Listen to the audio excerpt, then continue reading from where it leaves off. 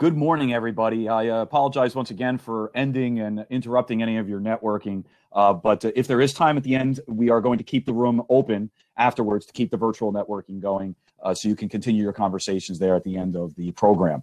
Once again, welcome to our virtual this year in a crazy 2020 construction forecast seminar. I'm going to give everybody a couple of brief techie pointers and just let you know, because this particular event runs a little different than some of the others that we've done, and then I will introduce Jerry Keenan from the Alliance. So first off, myself, Lynn Swaljay, and Penny Grasso will be here the entire time, and we will be here to answer any questions that you have. If there's any technical issues or whatever, please send those into the chat section. You'll see the chat section on the right-hand side of your screen, and we will respond with a private chat, and we'll try to work out any issues that you may have.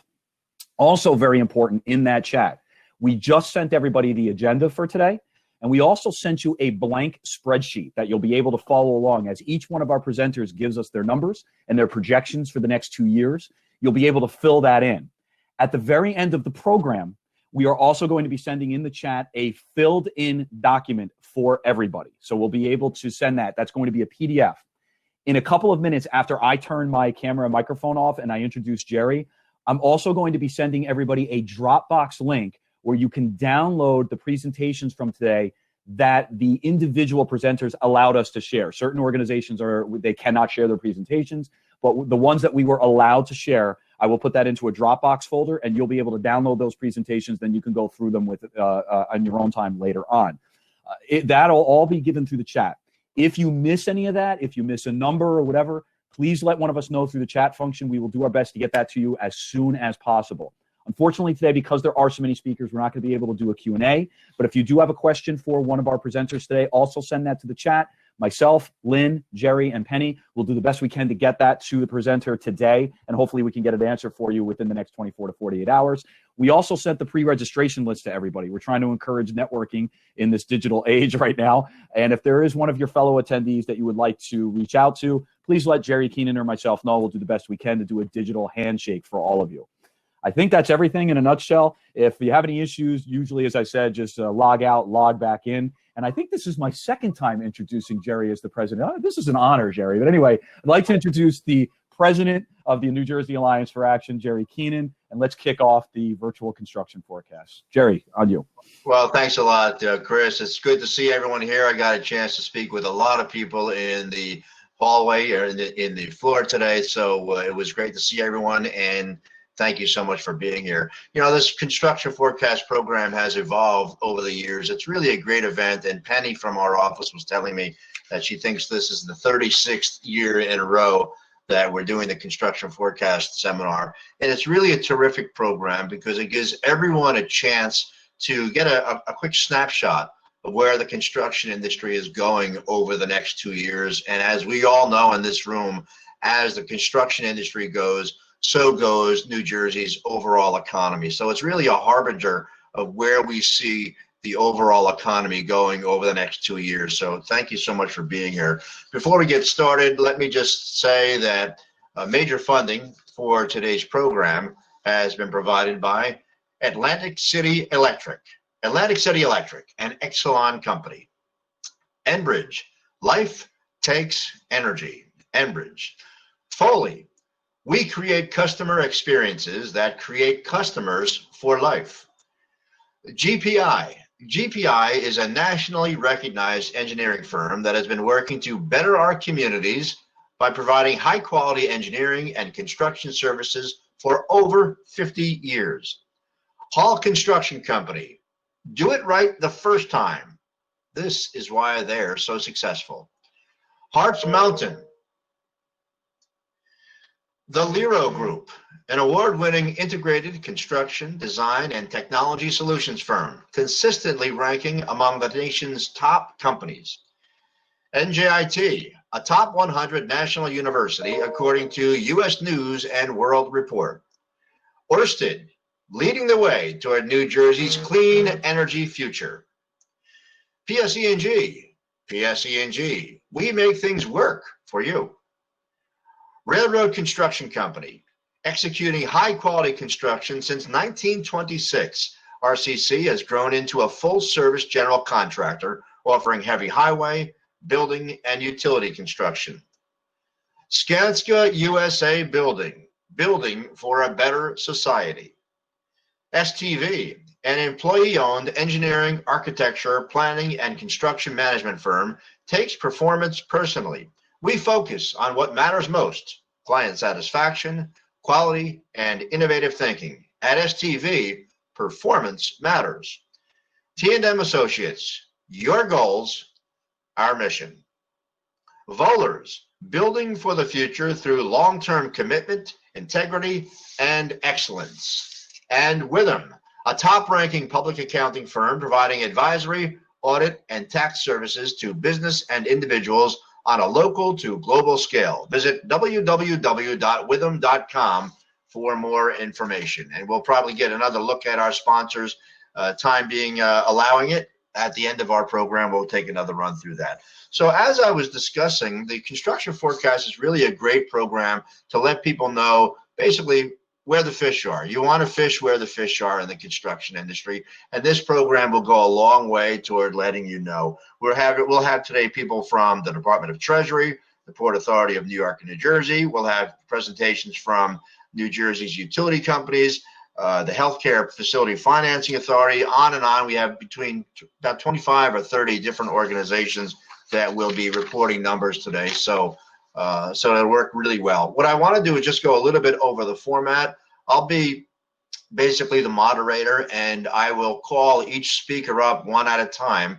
And when you hear me start talking about your presentation, you can go ahead and turn your camera on and turn your microphone on. There's always a little delay, maybe 2 or 3 seconds before your camera and microphone will turn on. So if it's your turn next on the agenda, don't feel shy about turning your microphone on, camera on right away. So with that, what I'll do is I'm going to introduce our first speaker. And from the New Jersey Department of Treasury, we have actually the New Jersey State Treasurer, Elizabeth Mayer Muo, and also Jamie Langsdorf, who is the Deputy Director of the Office of Design and Construction. So thank you so much for being here, Treasurer. It's great to see you, and we're really looking forward to hearing what you have to say today. Thank you. And Treasurer, if I could ask you to please turn your microphone on so we can hear you. There we go. Thank you. Sorry. Thanks, Jerry. And good morning, everyone. It's great to be with you, at least virtually, once again. I'm coming to you from my office on West State Street in Trenton, which is more of an exception than the norm these days. Ever since the governor issued stay-at-home orders for state employees back in March, a great deal of our Treasury staff and the state workforce, for that matter, have been working from their home offices. And we're doing what we have to do these days to keep state government functioning and serving the people. And keeping the wheels of government turning also means that we can continue to provide a steady, reliable source of employment and a livable wage for many throughout the Garden State, which is a source of comfort for many. But while so many industries have seen business slow down or even grind to a halt, unfortunately, at one point or another this year, we've been able and fortunate to make real progress moving projects forward in the state, projects that will help address some of the state's most pressing needs. And this translates into countless jobs across a broad spectrum. Right now, I want to take a few minutes just to provide a quick update on some of the major highlights and preview what's on the horizon. And as Jerry mentioned, Jamie Langdorf from Treasury's Division of Property Management and Construction, known as DPMC, will be speaking after me and will provide a more detailed description of many of the individual projects we have on tap for the next 2 years. I'm sure most of you have probably worked with Jamie and the division in one way or another over the past years. DPMC oversees capital improvement projects for a wide range of state departments and agencies, including corrections, treasury, transportation, law and public safety, the state police, environmental protection, health, human services, education facilities, and the Juvenile Justice Commission. The men and women at DPMC are true professionals, and I want to thank them for all their hard work during very trying times, because they have a lot on their plates, as do many of you out there, to say the least. And the projects the DPMC oversees runs the gamut from new facility construction to upgrades on a host of systems that keep our facilities running smoothly. This includes repairs and renovations, facility maintenance, life safety upgrades, and many new construction projects that are poised to get underway, including new DOT salt storage structures and facility upgrades and DEP park renovations and repairs statewide. It also includes the eagerly awaited rebuild by design projects along the Hudson River and the Meadowlands. These projects have helped boost the total amount of capital improvements that we have on our 2-year horizon considerably. To help put this in perspective, last year I previewed a total of $176 million in capital improvements over a 2-year span. This year, I'm pleased to report that we expect to see a total of over $460 million in capital improvements over the course of 2021 and 2022. Broken down, we expect capital improvements to total just over $290 million in 2021 and nearly $170 million in 2022. DPMC has been working closely with the Department of Environmental Protection on the Rebuild by Design projects, which are federally funded through HUD and designed to mitigate future problems like the ones that arose from Superstorm Sandy. The next 2 years are expected to be significant for this program, as we anticipate roughly $233 million in construction between the Hudson River project and the Meadowlands project. The larger of the two projects will focus on constructing a storm surge protection system for Hoboken, Jersey City, and Weehawken. All eyes have been on this project for quite some time, as nearly $250 million is being invested into what is one of the largest flood mitigation projects in the country. Storm walls will be constructed to safeguard neighborhoods and critical infrastructure, including a New Jersey Transit rail yard, a hospital, and police and fire stations.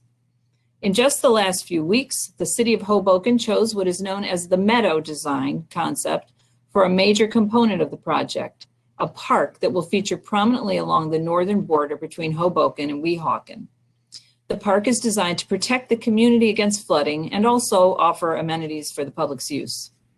When all is said and done, this project is expected to be transformational in ushering in innovative ways to combat the impacts of climate change. The other significant project under the Rebuild by Design program will focus on flood protection at the Meadowlands by building storm walls and other measures to safeguard critical infrastructure. This project is crucial to the future of the Meadowlands, which, according to numerous studies, is particularly vulnerable to rising sea levels. Moving south along the 95 corridor, we also have a significant amount of construction underway in our capital city. The two new state office building projects that I've detailed in past years are now nearing completion. This year, I'm able to share some photos of the nearly completed projects. And Chris, you can now go ahead and start sharing some of the slides detailing the projects here. Despite the pandemic, both have remained on track and on schedule, and that's a tribute to the hard work of all of those involved, from state employees at DPMC and EDA to the contractors and subcontractors on both projects. Everyone exhibited extreme professionalism in adjusting to the new reality we faced and continued to work diligently and responsibly to see these projects through to completion. In fact, if all goes well, the State Health Department will begin moving into its new building this weekend, slightly ahead of expectation. The new building houses both the Health Department's administrative offices and lab operations. For those who are familiar with downtown Trenton, the Health Department will be located on Willow Street, just off of the State Street between Hanover and Capitol. We also expect the other new state building, which will house Treasury's Division of Taxation, to be move-in ready by early January, perhaps even earlier if the CO comes through sooner. This facility is located adjacent to the existing Department of Labor building on Fitch Way and will house the majority of taxation's employees. These two projects have brought countless jobs to the area and have been a real pleasure to watch as they unfolded in real time.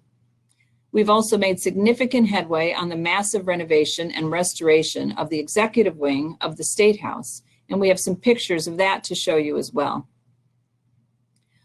During the early phases, of this project, the State House, architects and preservationists employed cutting-edge techniques to preserve the historical character of what is the second oldest State House in continuous use in the country. We shifted to the general contracting phase nearly a year ago now, in December of last year. The project is expected to take roughly 36 months, and we currently anticipate completion around January of 2023.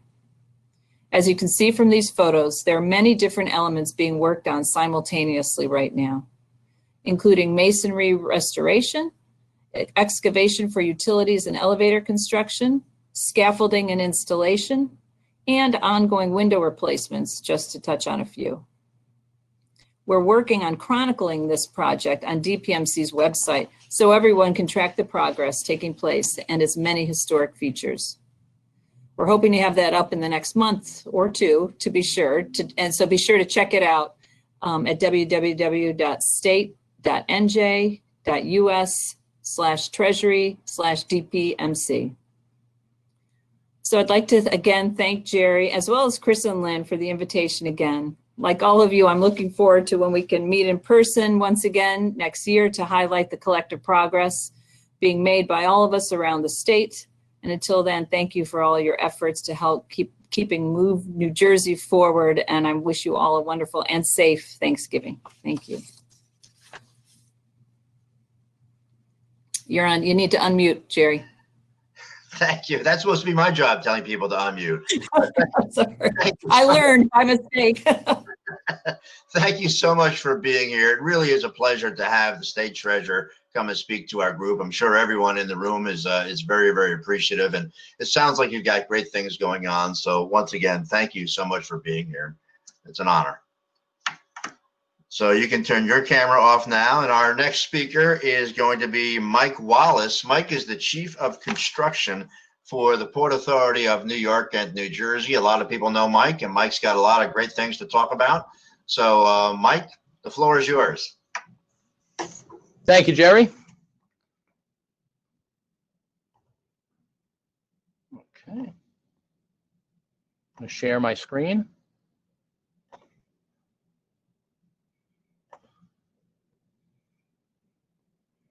I guess everybody can see that. Oh. So thank you to the Alliance for having me again. So I'm going to give an update on the Port Authority's capital plan and the construction forecast for 2021 and 22. Mike, just to let you know, if we're supposed to be seeing a presentation now, I cannot see it. I assume no one else can either. Okay. That's okay, guys. I can run the presentation from my side. So. Okay. Okay, perfect. Oh, here comes Penny. She's got it. She's got it. There you go. Great.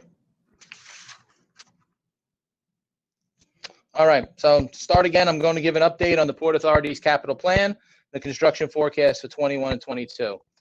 The capital plan, of course, has been impacted due to the financial uncertainties brought on by the coronavirus pandemic. This has resulted in the reevaluation of all current and future projects.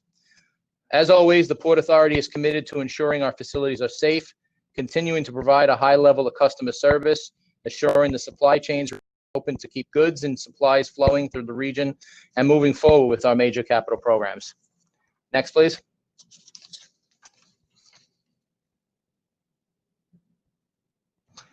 This is the Port Authority website. I would recommend to everyone to please visit this often to keep up to date with our latest information in doing business with the Port Authority, especially in these trying times. Next.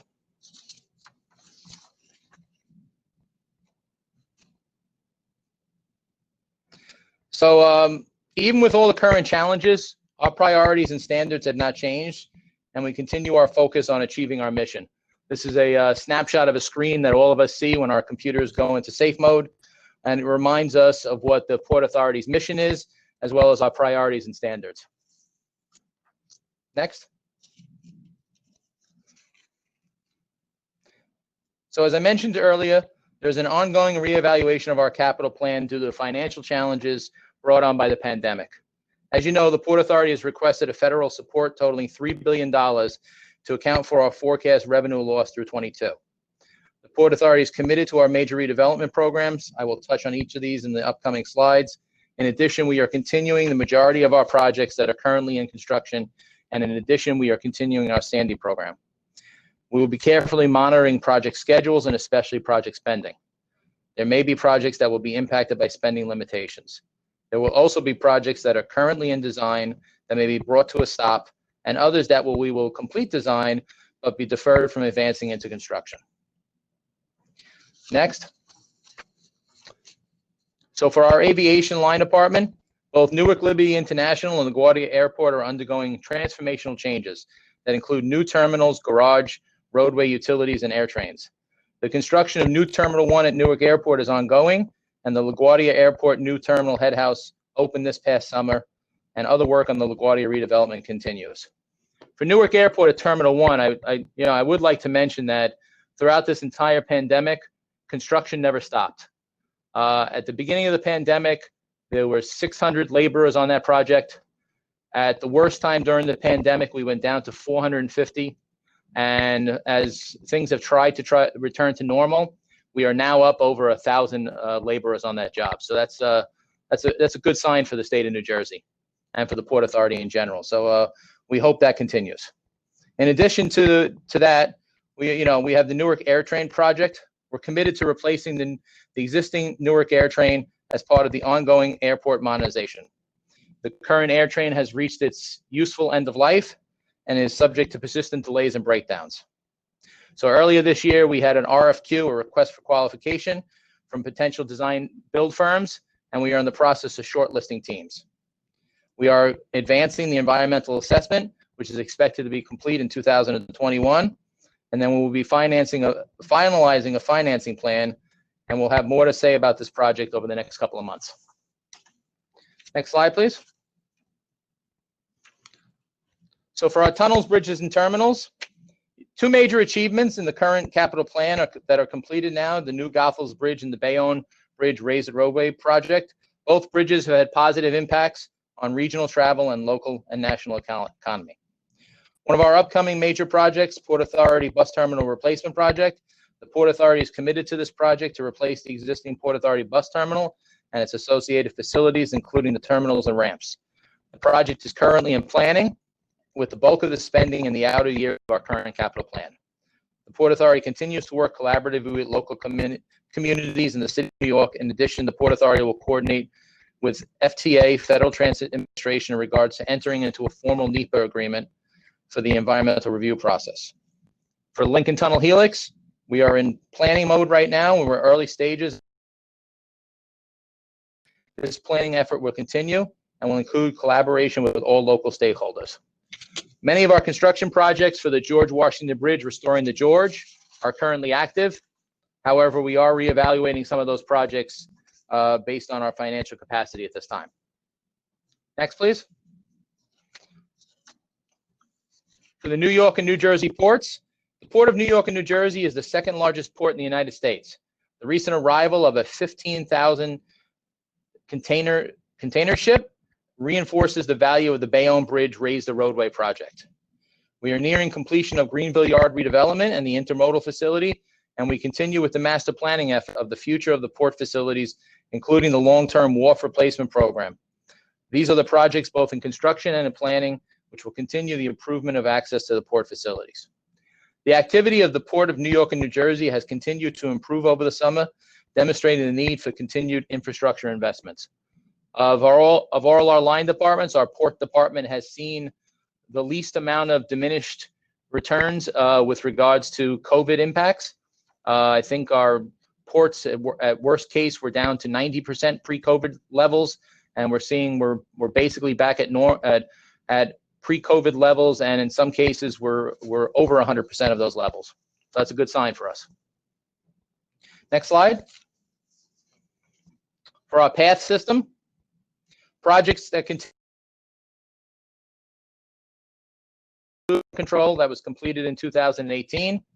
2 new Harrison stations have been completed and opened in the past 2 years.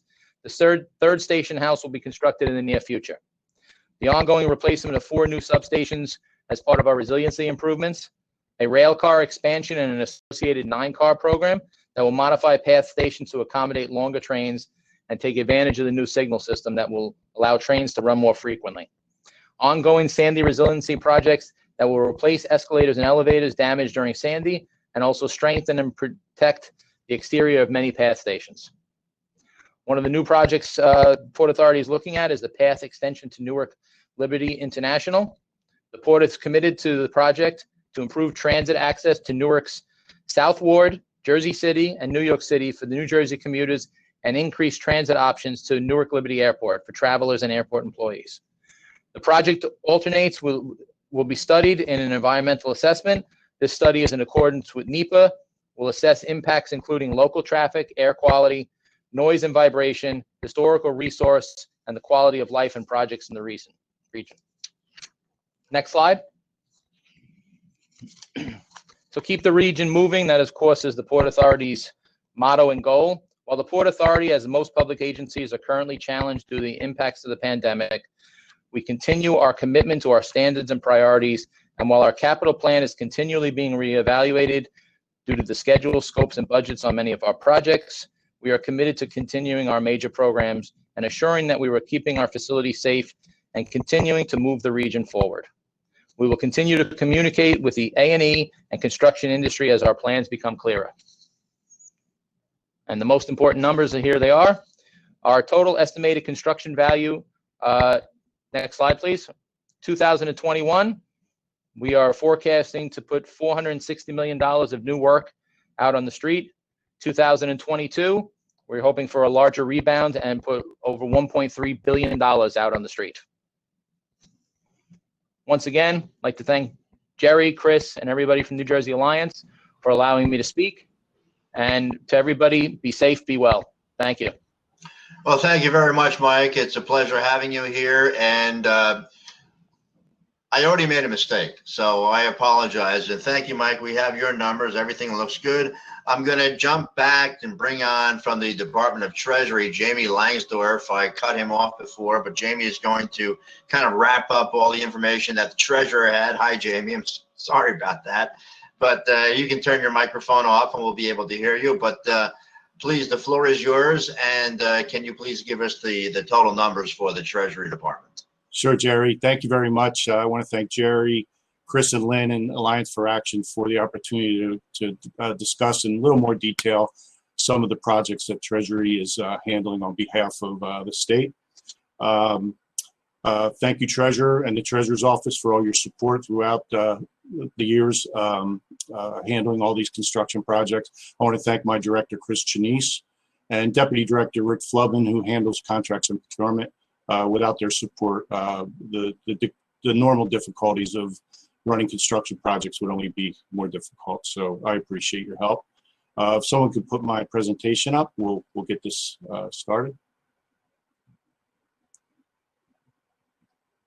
All right, next slide. Okay, design and construction projects for state departments and agencies include, as the treasurer said, the various departments that we handle construction for: corrections, human services, environmental protection, education, law and public safety, and transportation for their vertical construction. Agencies within the state that we support with our assistance on their construction projects would be the Motor Vehicle Commission, Juvenile Justice Commission, New Jersey Building Authority, and New Jersey State Police.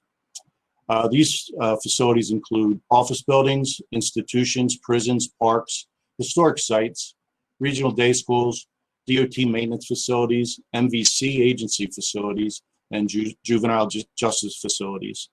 Work includes renovation, repairs, additions, and new building construction. Next slide.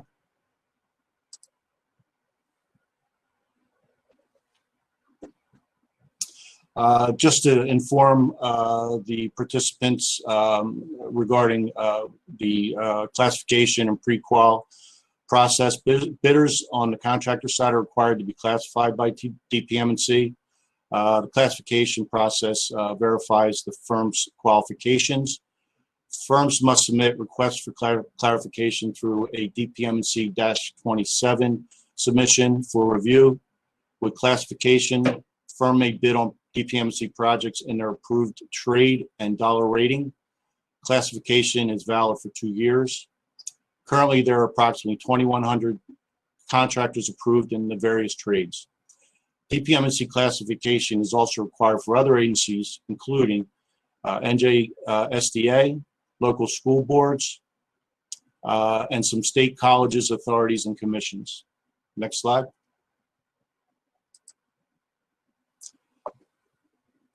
How could firms find out about upcoming bid opportunities? Direct mailings to classified contractors are issued, advertisements in newspapers and trade journals. You can also find out about projects that are out to bid by going to our DPMC state website, which is www.state.nj.us/treasury/DPMNC. Okay, list of projected bids for 21 and 22 are in your forecast package. It will provide more detail with a list of projects that we are proposing to successfully get into construction in 21 and 22. Funding is a critical part for us to meet our forecasts, and we are hopeful that funding will be available to meet our goals. Next slide. Okay, highlighted projects for 2021. Those include rebuild by design Hudson River sewer system upgrades and flood protection improvements, energy improvement projects at various facilities that are in the ballpark of $8 million, various life safety MEP improvements at DHS, DOC, Treasury, JJC, roof replacement projects at Human Services, Corrections, DEP, JJC, and Treasury. New salt structure storage facilities and upgrades statewide at $34 million. Those projects would include a salt storage structure at Freehold, Bordentown Training Facility, and new road maintenance crew facility in Clinton. Next slide.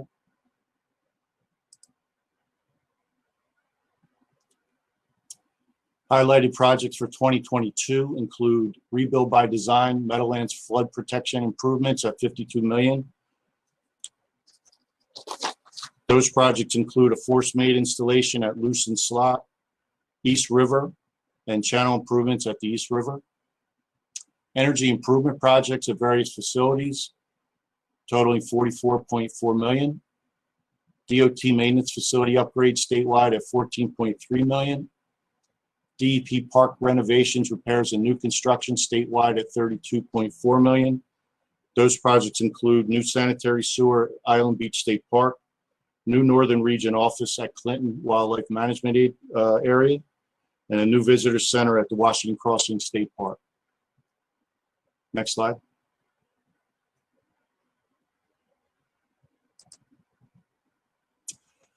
So our totals for 2021 are estimated at $290.5 million, and for 2022 at $169.6 million.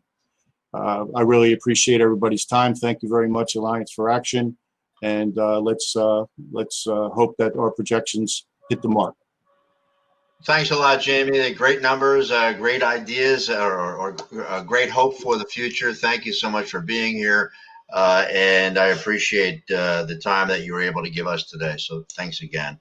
We're going to move on next now to the New Jersey Economic Development Authority. Jonathan Kennedy, who is the Director, Sector Lead of Infrastructure for the New Jersey Economic Development Authority, is joining us here today.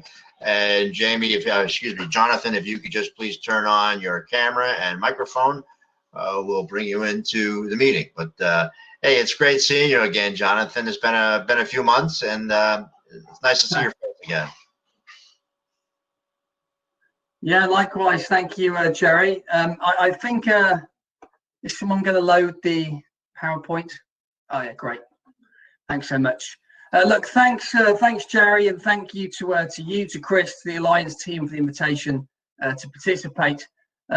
EDA is perhaps best known, for its real estate portfolio of keystone real estate projects, namely the taxation building, the health building, as the Treasurer mentioned, are drawing to a close in early 2021. We are at an early stage of developing our pipeline for our real estate projects going forward. So instead, today I want to highlight two areas of EDA's operations that will see strong construction activity through 2021 and 2022. The first is the New Jersey Windport, a major infrastructure project which EDA is developing on behalf of the state. And I apologize to folks that have heard me speak about the port at recent Alliance events. In my defense, this project is both exciting and a big deal for the state, so please forgive me. I will also highlight what is an accelerating pipeline of projects at Fort Monmouth in Monmouth County, which is of course overseen by an EDA subsidiary, FMRA. So I think if we could scroll back to the first slide. Yeah, thanks, Penny. Perfect. So, this project will involve construction of the nation's first purpose-built offshore wind port. This promises to be a game changer for the local and regional economy, with the potential to catalyze an entirely new industry here in New Jersey. To paraphrase my chief executive, Tim Sullivan, someone gets to be the Houston, Texas of offshore wind. We believe that should be New Jersey. For you folks, that means additional construction opportunities, not just at this project, but on projects right across, South Jersey and right across the state. We're starting to see, in fact, the green shoots of that already with investments in the Port of Paulsboro, talk of investments in Atlantic City and Cape May.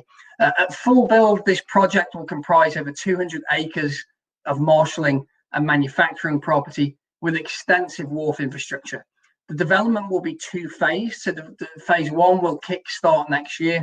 It will involve extensive dredging, construction of an approximately 1,300 linear feet wharf with a live loading capacity in excess of 6,000 PSF. That's a multiple of what you see at container ports, and it speaks to kind of how specialized these port assets are in terms of the weight bearing that they need to accommodate. Development of 2 land parcels, about 70 acres worth, one purpose built for marshalling, one purpose built for manufacturing, as well as heavy haul road connections between the wharf and the inland parcel, and extensive utilities work. Of course, these things require a lot of power, particularly manufacturing. Phase 2 will comprise additional parcels, bringing the port's total footprint to over 200 acres, as well as additional berths.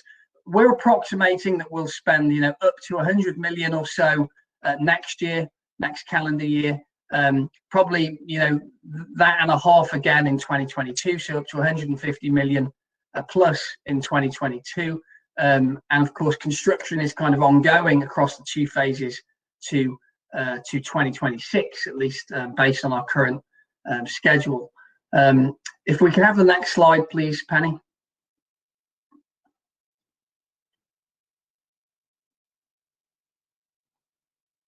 Thank you.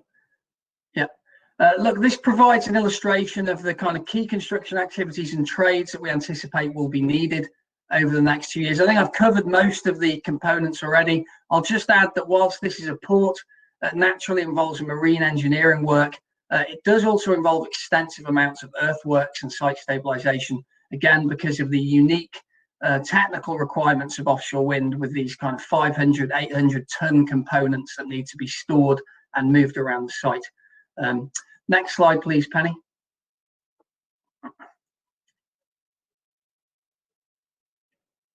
Thank you. Turning to the kind of the interesting bit for folks, we will be issuing an RFQ for phase 1 construction shortly, with a target of reaching contractual close and commencing construction Q2 of 2021. We expect phase 2 construction commencement will follow probably late 2022, so still within the window of what we're talking about today. And again, construction will go through to 2026. I would encourage folks to sign up on our port website. We've set up a port-specific website. Make sure that you're plugged into that, and you'll get timely alerts when procurements come to market. Next slide, please, Penny. Thank you. Moving to other areas of activity within EDA, I would certainly be putting the fort on your radars. At this point in time, the FMERA has a pipeline of 11 projects that it expects will be underway next year or the following, including large-scale residential, healthcare, recreational, and commercial projects. The authority is forecasting investment at the fort in the region of 190 million over the next 2 years, comprising both the authority's own investments in enabling infrastructure, but the bulk of that amount will be investment by tenants in the fort. footprint, if you will. Now that builds on 320 million of capital already invested in the fort to date. And again, I'd encourage folks to visit the fort's website. The link is on the slide there for further details, to make sure you're plugged in to those upcoming opportunities. So in summary, you know, a lot of activity coming down the pike. Some is entirely new, as in the case of the port. Some has been in the pipeline for some time, but is now edging towards commencement, as in the case of the fort. You know, adding those two things together, we're forecasting in the region of 200 million in 2021, 250 million plus in 2022.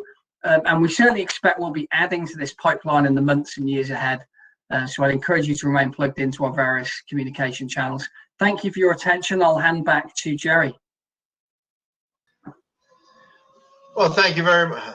Thank you very much, Jonathan. It's great to see you again. And as you might expect, there was a tremendous amount of interest in your presentation. We're getting a lot of questions through the chat. So I just want to let everyone know that we will be resending the presentations of all the presentations we're allowed to share. We will be resending them through the chat again as the day goes on today. So Jonathan, great news, and never feel funny and never apologize for talking about the wind port, because there is tremendous interest in it, and we want to get as much information as we can. And like I said, we've been getting a lot of questions as you were speaking. So we will look to bring the EDA and yourself back at the early part of next year to do kind of a review of the entire program and to get into more details on where things are going and what's happening. So we're looking forward to that, and we'll be in touch with you in the next few weeks. But Jonathan, thank you so much for being here, and keep up the good work. We really appreciate that. Thanks, so, Jerry. Now, let's move on now with the New Jersey utilities.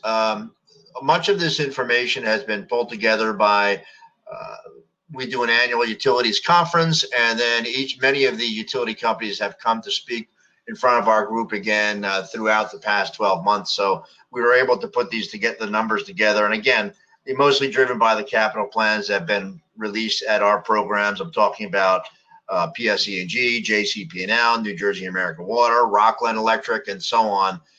So they've all incorporated their dollars into these estimates. So for the year 2021, we're told the utility companies are projecting $5.983 billion. That's in 2021, 5.983. And in 2022, $5.883 billion. Again, 2022, $5.883 billion. And that's a two-year total of $11.866 billion.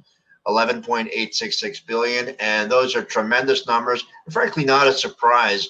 We've seen over the past several years that the utility industry is really driving a lot of New Jersey's economy. It's been terrific for not only getting better service and more reliability, but the amount of jobs that the utility companies are creating and the way they're attracting new business to the state has been terrific. So congratulations again once again to the New Jersey utility companies. We're glad to see that you're really great corporate neighbors to New Jersey, and we're looking forward to helping these projects move forward. With that, another great friend of New Jersey is the New Jersey Turnpike Authority.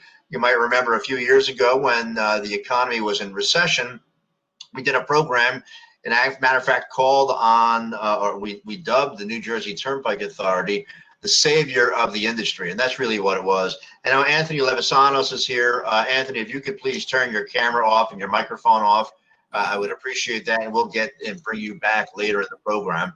But with that, I would like to introduce Lamis Malik, who is the supervising engineer at the New Jersey Turnpike Authority. Lamis, we are really interested in hearing what you have to say. We all worked so hard earlier this year to get the toll increases approved, so thank you so much for being here. Thank you very much, Jerry, and thank you to the Alliance for inviting the Turnpike Authority to participate today. Also to Chris and Lynn for all their help with the technical and getting us all prepared and comfortable with doing the presentation. Good morning to everyone that's out there, and I've been watching the attendance numbers, and I'm glad to see that it's as high as it's been in any year before. Today, I'm going to give you our forecast, obviously, for 21-22. I've broken it up into two categories. But before we start that, I just want to give you an update from last year's forecast. The Turnpike Authority has committed over 90% of the 2019 $500 million authorization. And in 21 and 22, we continue to grow our annual maintenance program funding. And the biggest news, as Jerry alluded to, we were approved to advance a $24 billion long-range capital plan. The following slides are going to show a surge of state of good repair projects advancing as part of the 2020 long-range capital plan. And you'll see there's a dip, but we are very busy working and getting stuff out to you guys 23, 24 years and beyond. So as I mentioned, the forecast is divided into two categories: bridge improvements and roadway improvements. And let's get going. So if you can advance to the next slide, please, Penny. Okay, so our bridge improvements for annual major maintenance continue to be steady in 21 and 22. As you can see, we're projecting in 21, $40 million, and in 22, $40 million. And that's the routine repairs you see out every year, variety of bridges, both roadways. Next slide, please. So this is reflecting a capital rehab for bridges. This is for replacement as well, and most of it's funded through the 2020 long-range capital plan. We're developing a lot of the new, so like I had mentioned before, that you'll see a dip. A majority of the work is slated for a 2021 advertised or award, and they're extensive deck replacements, beam repairs, and other specialized repairs. So deck replacements, superstructure rehab, 21, 230 million, 22, 25 million, and structural rehab in 21 is 180 million, and in 22, 105 million. Grand totals for 21 are 410 million, and in 22, 130 million. Next slide, please. Roadway improvements following the same format, routine maintenance, but these are major maintenance, broken it up into slightly different categories. Our lighting repairs continue, replacing non-functioning and non-repairable series lighting. We also are replacing other non-functioning lighting and converting from utility-owned lighting to authority standards.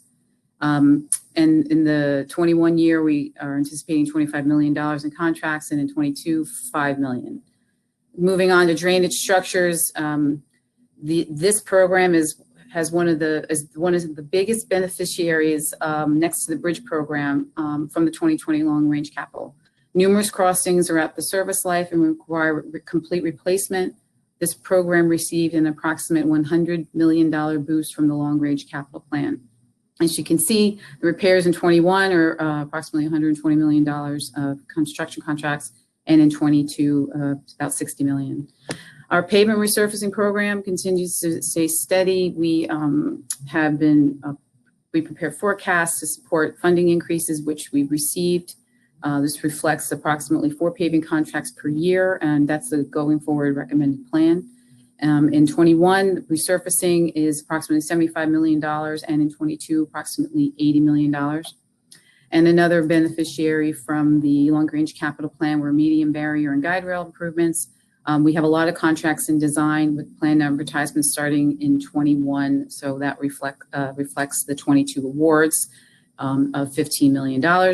All totaled in 21, 220 million, and in 22, 160 million. Next slide, please. So these are roadway improvements that are larger nature, capital, non-structure, lots of them stemming from the long-range capital plan. And this type of improvement will grow extensively in the next 5 years. One area that was in need of attention is sub-base repairs on the turnpike, which is reflected in the pavement preservation numbers. That work is currently in design with an expected advertisement late 21 award in 22, about $50 million. We continue to improve, a great number of projects in the long-range plan for operational and corridor capacity enhancements. Most of them are in design right now. Operational improvements approximately 10 million in 21 for construction and 22, 15 million. We continue to improve our signing, updating the changeable message signs on the turnpike and replacing aged signs, sign structures throughout the system. Signing improvements on 21 are approximately 60 million, and in 22 we'll be doing a lot of design work. And other miscellaneous improvements, we continue to upkeep our facilities, steady spending in 21 and 22, approximately $5 million in each year. Grand total for roadway improvements in 21 is 75 million, and in 22 is 70 million. Next slide, please. So here we are with our final estimate. These projects are dynamic. A lot of schedules are subject to change, but this is a pretty solid forecast. I think we've been successful in achieving these goals. So the grand totals for bridge improvements in 21 is $450 million, and in 22 is 170. Roadway in 21 is $295 million, and 230 in 22, all totaling 745 million in 21 and 400 million in 22. Again, thank you very much for the opportunity to show the program, and look forward to doing it next year in person. Everyone stay safe. Absolutely. Looking forward to being in person next year too. Thank you so much, Lamise. It's always really great to see you, and it's really terrific to see such great numbers coming out of the New Jersey Turnpike Authority. Thank you very much. We're going to move on to New Jersey Transit. Before we do, let me ask Anthony Levisanos. Anthony, can you hear me? Your camera is on. If I could ask you to go to the bottom of your screen, and you'll see the green button for camera on or camera off. If you can click that to turn your camera off, that would be terrific. That's great. And then do the same thing with your microphone now, please. Right next to it, it says, okay. So we're in good shape. Thank you very much. I appreciate you all bearing with us. So our next, we talked about the great things coming out of the New Jersey Turnpike Authority and a terrific capital plan. Well, not to be outdone, here we are with Eric DeLeo and New Jersey Transit. Eric is the, I always forget your title, Eric. I just know you're a terrific guy, but Senior Vice President of Capital Programs. And that is true. I know when I need to speak with someone at New Jersey Transit, I know I go right to the key guy, and that's Eric. So thank you so much for being here today. And we're really looking forward to seeing what you have to say for the next couple of years at New Jersey Transit. Thank you, Jerry. Thanks so much for having us. And this is a great event. And I'm sorry we're not with you in person today. But I want to take this time just to bring you up to speed on the status of NJ Transit's capital program, what we've been doing, and where we're going, and what procurements you can expect over the next year. Just to assure everyone, even with this COVID-19 pandemic, we are moving ahead. We are putting out RFPs and IFBs. Our funding for the projects that we have is secured. Much of it is prior year funding, but even the TTF and Federal Transit Administration money we've received, we are moving forward. Okay, and so what you're going to see is consistent with that message of moving forward, even with the great conditions the state currently faces. Next slide. I'm just waiting for Penny here. There we go. So what this slide shows is third-party construction spending, not contract awards, but spending over the course of time. And you could see that this past year, our state fiscal year, which runs July 1st to June 30th, we spent about $168 million in third-party construction spending. Still not enough considering the backlog of state of good repair work that needs to be done, but considerably more, than the prior years. We spent more last year than the prior administration spent in its last 3 years. Next slide. And even in the last 6 months, specifically, we've been, these are all construction contracts awarded in the last 6 months, from the approaches from Raritan River Bridge, Lyndhurst Station, Market Street Bus Garage. Some of your members, Jerry, have won these contracts, over $280 million of new contracts awarded. Next slide. At the same time, I know many of you are with design firms or firms that provide CM or other advisory services. We continue to invest in professional services, spending $70 million this past fiscal year. That number will grow this coming year as we put more projects into construction requiring additional CM services, and as we begin design on key elements of NJ Transit's 5-year capital plan. Next slide. Some recent highlights, things going on. First is on positive train control. We have a deadline by the end of the year to complete positive train control and to be certified. Right now, we expect certification by December 31st, 2020. We're also continuing to work with our colleagues at Public Service Electric and Gas. We have a joint development agreement with PSE&G to construct a $232 million substation. I'm really happy to report, PSE&G's work is continuing. On budget, moving ahead, and we look forward to completing that project in February of 2022. Next slide.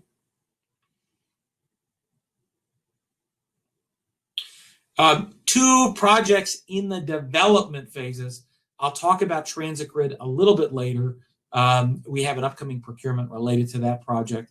We're also moving ahead on Northern Bus Garage, awarded this past fiscal year a design contract to create a first of its kind, new bus garage, to design it, and ultimately we'll be procuring the build of it one day in the future. But it would be our first zero emissions bus garage, maybe in the nation, to accommodate our electric buses and other investments we're making. Next slide.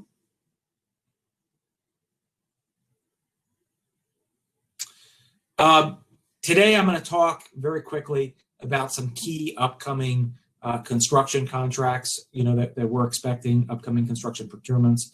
You see those on your screen, led chiefly by the Portal North Bridge replacement project.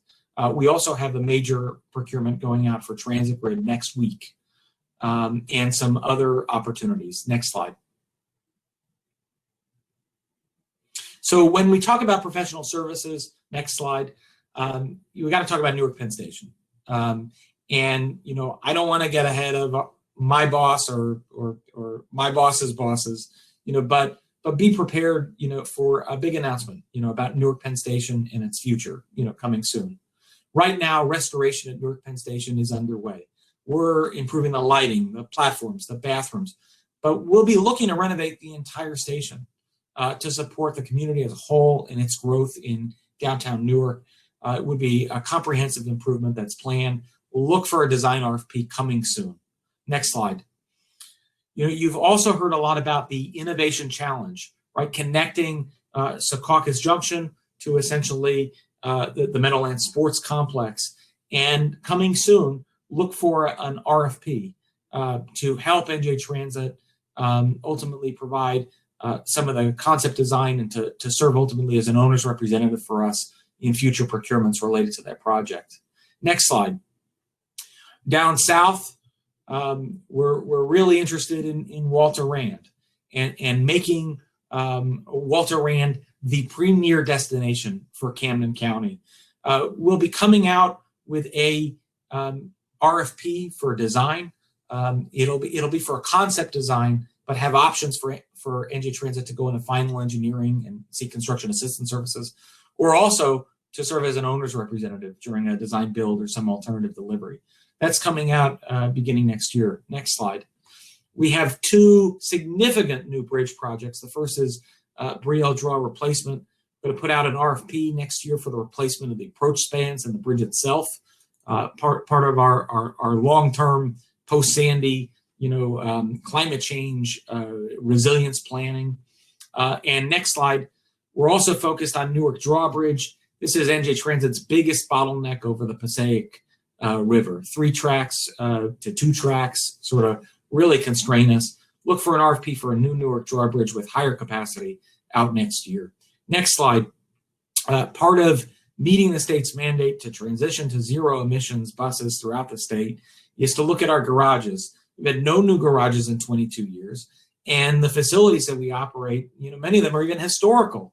And so what we want to do is look with a new design contract for opportunities to modernize bus garages across the state of New Jersey to increase efficiency and support transition to a zero emissions fleet. Look for that next year.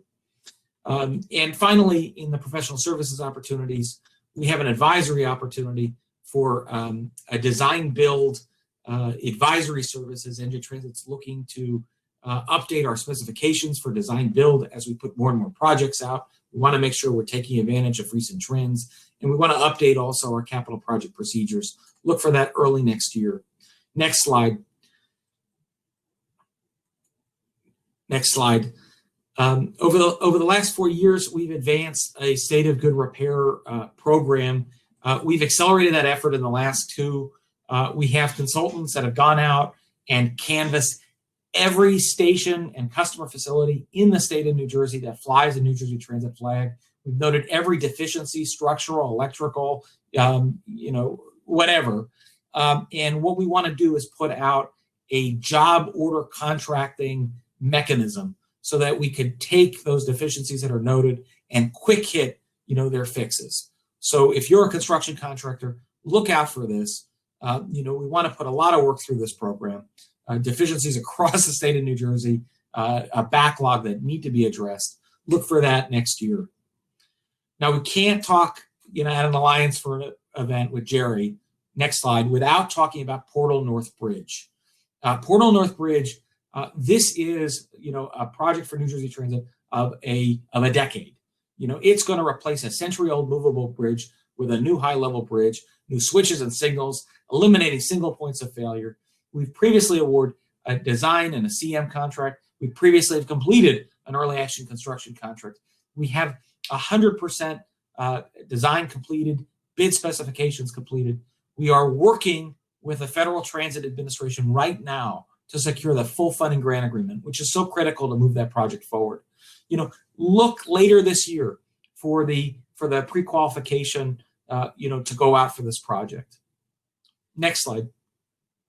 On the subject of bridges, we go from Portal to a little bit smaller, the Roosevelt Avenue Bridge, century-old bridge on the Raritan Valley Line, 4 tracks. We're looking at a construction contract in fourth quarter of 21. Next slide. The Raritan Yard, this is a replacement of fuel systems, containment systems. Look for this in mid-2021. Next slide.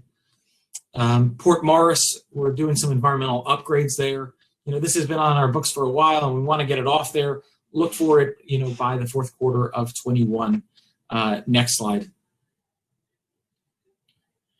When we talk about Lackawanna Cutoff, this is another one of those projects that has been long delayed. We have an RFQ out now. Look for some possible addendums, addenda coming to that RFQ.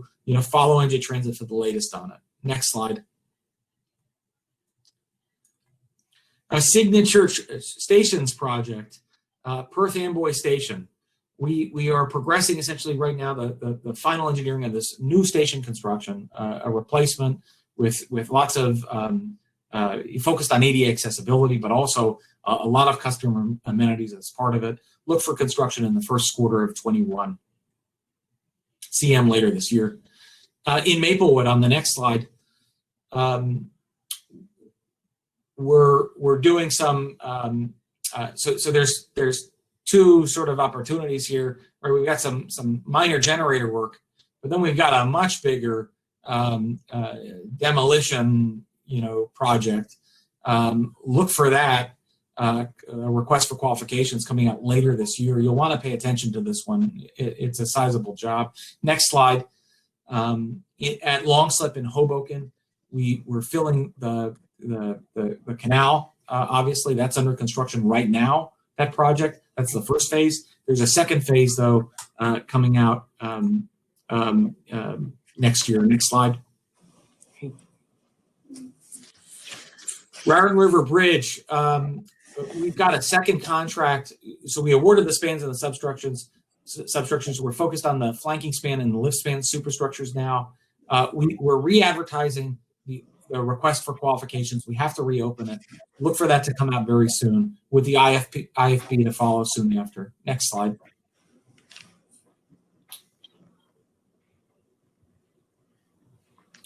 County Yard, we're working with Amtrak right now to solidify essentially the finalization of the 100% design. We plan to wrap that up soon. We're hoping to get out a construction IFB by the fourth quarter of next year. Next slide.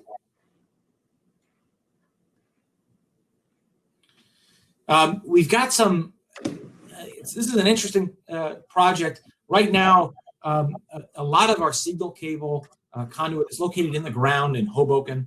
You heard the treasurer earlier today talk about the Hoboken Rebuild by Design project, which is necessary because of the flooding and storm surge that our Hoboken terminal and yard really encounter on a fairly routine basis.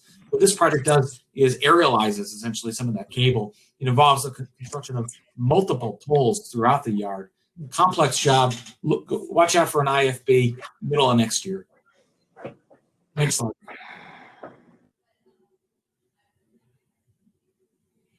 Transit grid. So on November 25th, which is next Wednesday, right before Thanksgiving, we have a special Thanksgiving treat for you, an RFQ going out to the developer community. We're looking for firms that have the capability to design, build, operate, maintain, and finance through a long-term concession, a microgrid capable of providing highly reliable power, all the way from New Brunswick to Hoboken and New York City. This is a project that Jerry's talked about a lot, right, that we are looking to advance. We recently announced, consistent with Governor Murphy's Energy Master Plan, that we're looking to reimagine the project by adding, to the extent technically feasible, renewable and other clean energy elements to the project. Next slide. So our task order program, we have an ongoing need for consultant services in various disciplines. We've got a volume of work that increases and decreases, and we rely on our task order consultant contracts program in 15 disciplines, organized into packages. They're procured separately. In early 2021, look for the first package of these contracts. Next slide. Finally, all these opportunities and more are located on njtransit.com's website. You click on that doing business link. There's a procurement calendar there. It'll show you the way, show you essentially all the procurements that we have planned going on. It's an exciting time. In fact, we're looking to award $250 million worth of contracts in 2021. And with Portal North Bridge, hopefully we can do it in 2021, but in 2022 at the latest, we're looking forward to awarding another $1.548 billion in contracts. Jerry, I'm done.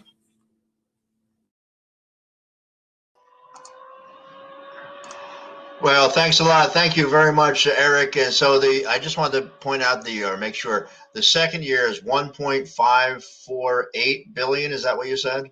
Yes. That's terrific. Well, like I said, a lot of work to do, Jerry. We got a lot of. Well, I've used this phrase before, Eric, and you've heard it. But you guys at New Jersey Transit are absolutely killing it.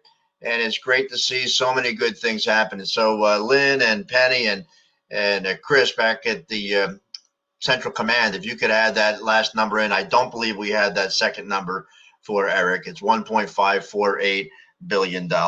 So thank you very much, Kevin. Eric. And anything we can do to help you move that program forward, we're in good shape. And Chris is telling me we have it. Okay, thank you, Eric. Seeing you. Our next speaker is representing the New Jersey Department of Transportation, Snehal Patel. And Snehal is the Assistant Commissioner for Capital Programs. There's a lot of great things going on at New Jersey Transportation Department these days, particularly because a lot happening in local aid and the work that we did to get the gas tax approved a few years ago. Snehal, thank you so much for being here, and the floor is yours. All right. Thank you. Good morning, everyone. Thank you, Jerry, Chris, Lynn, for this opportunity to be here virtually. I miss in-person conferences, but nonetheless, I have to say that this is productive for me. We all save time and be more productive somewhat in a virtual forum. So it's my privilege to represent the New Jersey Department of Transportation on behalf of Commissioner Diane Gutierrez-Scacchetti. The Alliance for Action membership is composed of diverse groups that share a common goal of keeping our economy strong by investing in New Jersey's multimodal transportation network. By the way, I just noticed my typo in my first slide. It's a 2021. It's a 2021 and 2022. So I'm going to talk about 2022 as well. Next slide, Penny. So Governor Phil Murphy and the commissioner share the same goal as well. Through their leadership in this challenging time, they have identified and wisely allocated funding for local and state transportation projects. These projects will create jobs and improve mobility, safety, and the quality of life of New Jersey residents. So today I will focus on three topics here: State Fiscal Year 21 Transportation Capital Program, State Fiscal Year 21 Planned Construction Awards, and I'm going to touch upon a State Fiscal Year 22 Forecasted Construction Awards. Next slide, please, Penny.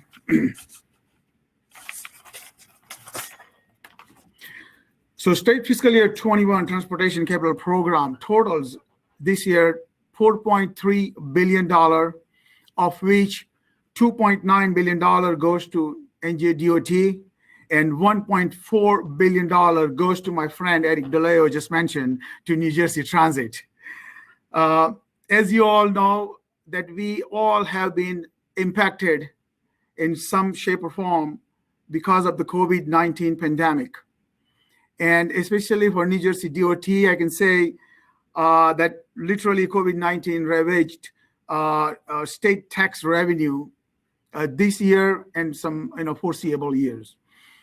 So, however, the positive of that is Governor Murphy and the legislature made tough decisions and cobbled together the resources for a stronger State Fiscal Year 21 state budget that accommodates a robust transportation capital plan.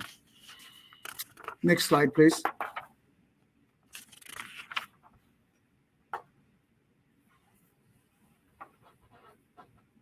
So State Fiscal Year 21, we are really planned for delivering 116 construction awards, total worth of $1.26 billion.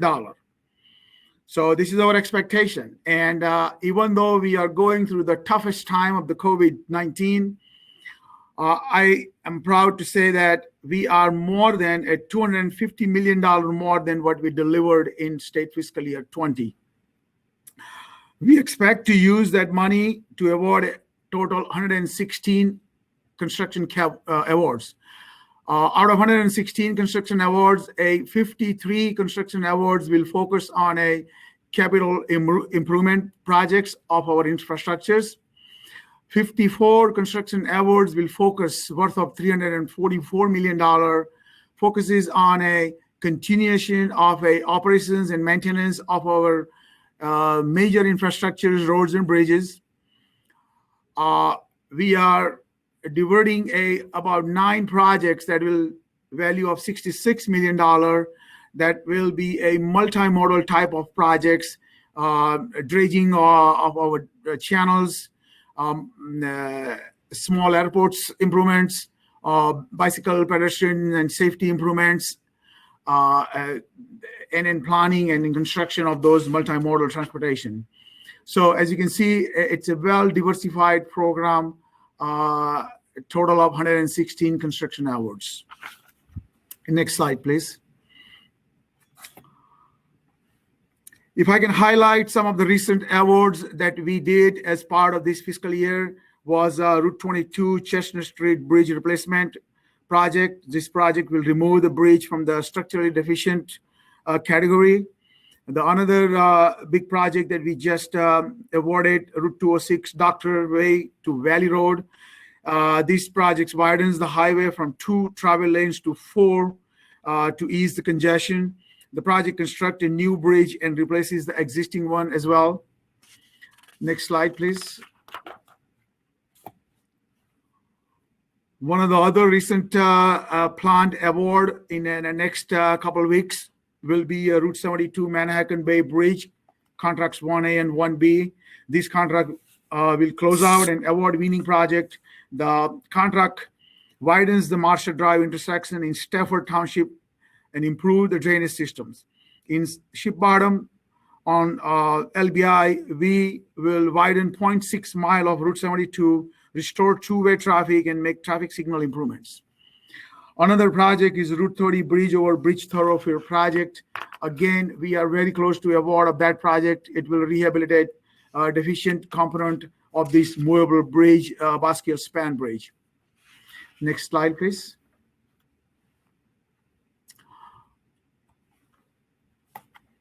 As part of our planned construction awards of state fiscal year 21, another project that will be a Route Pulaski contract 8B.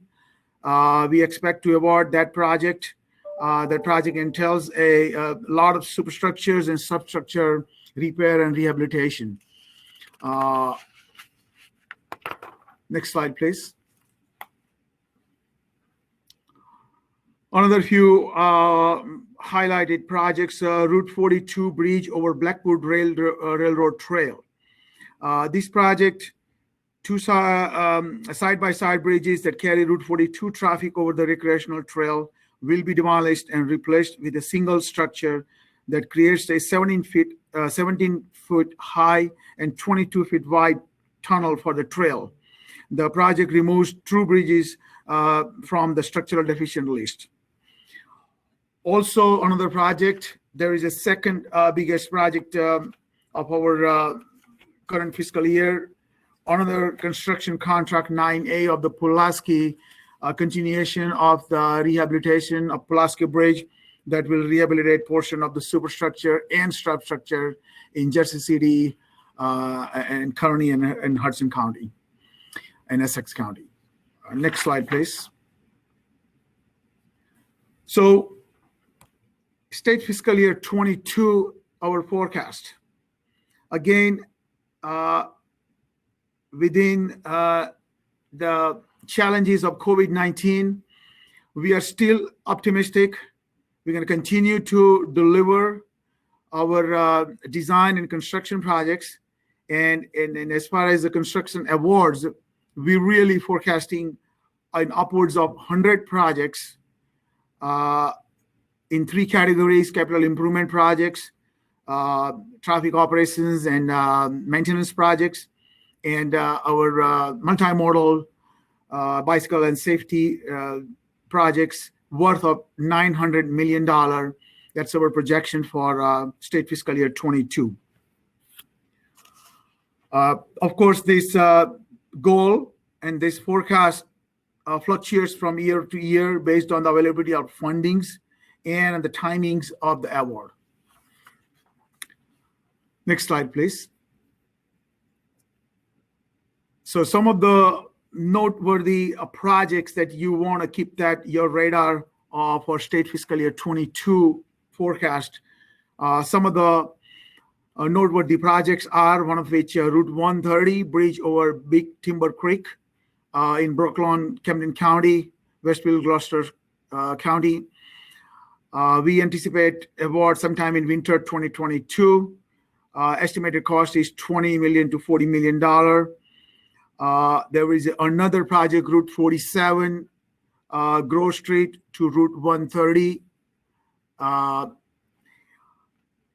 Again, it involves the rehabilitation and a complete reconstruction of route of 12 linear miles of the highway.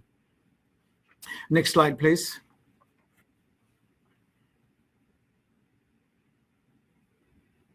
Another significant project will be in the state fiscal year 22 with Route 9 Indian Head to Central Avenue, Harley Avenue. This project will resurface and intersection improvements of 6 or 7 intersection improvements within that scope of the project. 7 linear miles of highway improvement along with the intersection improvement will be completed. We are anticipate award in the winter of 2022. Cost is an upwards of $20 to $40 million. Another project, Route 42, Kennedy Avenue to AC Expressway. This is another big one, a resurfacing and rehabilitation of 4.3 linear miles of divided highway in both northbound and southbound direction in Washington Township, Gloucester County. Project cost is about $20 to $40 million. We anticipate award in winter of 2022. Next slide, please. Another project in state fiscal year 22 is a Portway Feast House Road to Penn Avenue, County Road 659 in Kearney, Hudson County. This project aims to decrease the congestion on these roadways that accommodates heavy truck volume in that corridor. The project will realign Feast House Road, provide 2 travel lanes in each direction, reconfigure the Central Avenue and Pennsylvania Avenue intersection, and making a lot of drainage improvement as part of that project. Another project that is a very dear and near to the city of Trenton, Route 29, Cass Street to Callahan Street. This project within the Mercer County will build a retaining wall. We also call a flood wall near Route 29 in Trenton. Numerous tide flex walls and flood wall will install to prevent a flooding deterioration of Route 29 embankment. And also this project will have some dual role, and it will address the community concerns that is currently raised by the city of Trenton. And so we are very optimistic on and delivering this project as well in state fiscal year 22. Next slide, please. Couple other projects to mention. Route 7 Kearney, again in Kearney, Hudson County. We look forward to award in spring of 2022. It's also a significant project. This project will address a low-lying segment of highway that is prone to tidal flooding. The project will raise the profile of the roadway, install steel seating, and improve the drainage system. It is in line with the resiliency, initiative that department and the New Jersey State currently. We all know that sea level is rising in upcoming years. So this will be a significant improvement as part of that challenge that we all are going to face in coming years. The last project that I would like to mention is a Route 47 bridge over Timber Creek. This project will replace the bridge and make drainage improvements to alleviate chronic flooding on Route 130 and Route 47 in Camden County and Gloucester County. Next slide, please. Okay, and I guess that's the end of my presentation. Thank you, everyone. Wish you happy Thanksgiving and stay safe. Back to Jerry. Thank you so much, Nehal. Thank you so much. We're going to go a little bit out of order now. Mike McGinnis, a good friend from the old days. We used to work together in Trenton many, many years ago. We're going to invite Mike McGinnis, who is the CEO of the National Association of Industrial and Office Properties. Mike, it's great to see you. Thank you for spending time with us today. I know you're on a tight time crunch, so I'm going to let you go right ahead. Thanks very much, Jerry, and best of luck to you. Congratulations on your position there. Thank you. Thanks for having us again this year. So our industry, NAIOP, we represent the developers, the owners, asset managers, investors in commercial and industrial properties throughout the state, representing about 1.3 billion square feet of space, close to 860 members. So based on a survey of a core group of our most active and largest owners, developers, we are projecting for 2021, 1.45 billion in construction. And then 2022, again, I don't have that much confidence in the number, although I think the trend would be going downward based on the shortage of available land, we're estimating at this point just under 1 billion, so 0.8 billion. So in total for the 2-year projection, we're estimating at the moment $2.25 billion. 97% of that amount would be industrial, 3% would be other, office, whatever.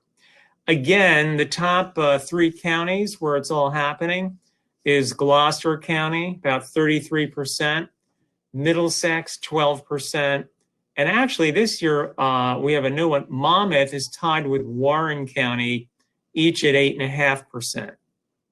And that's followed closely by Salem County, then Burlington, a little in Morris, Essex, Passaic, and then even less in Mercer, Bergen, and Union counties.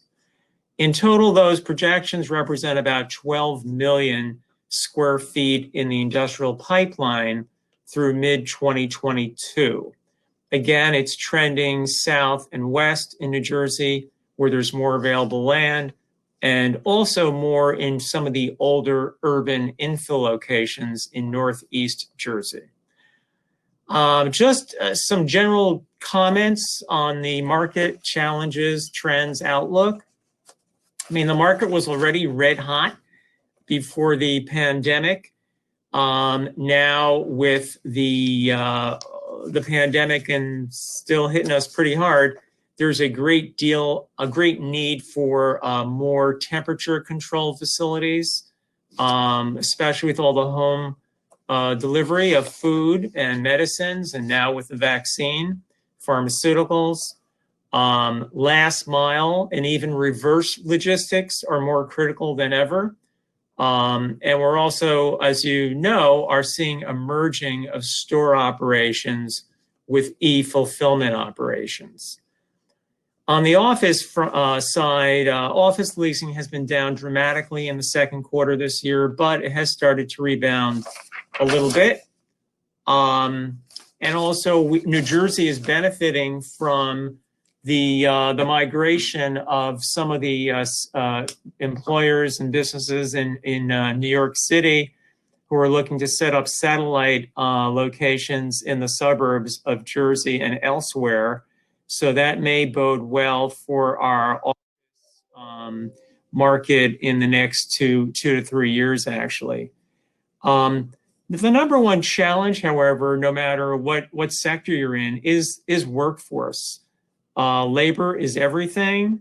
I understand right now, as it relates to industrial, even casual labor is in short supply at the distribution centers, since they're trying to get those containers unloaded as quickly as possible. There's a severe shortage of containers at the port, and also in Asia. So that is a problem.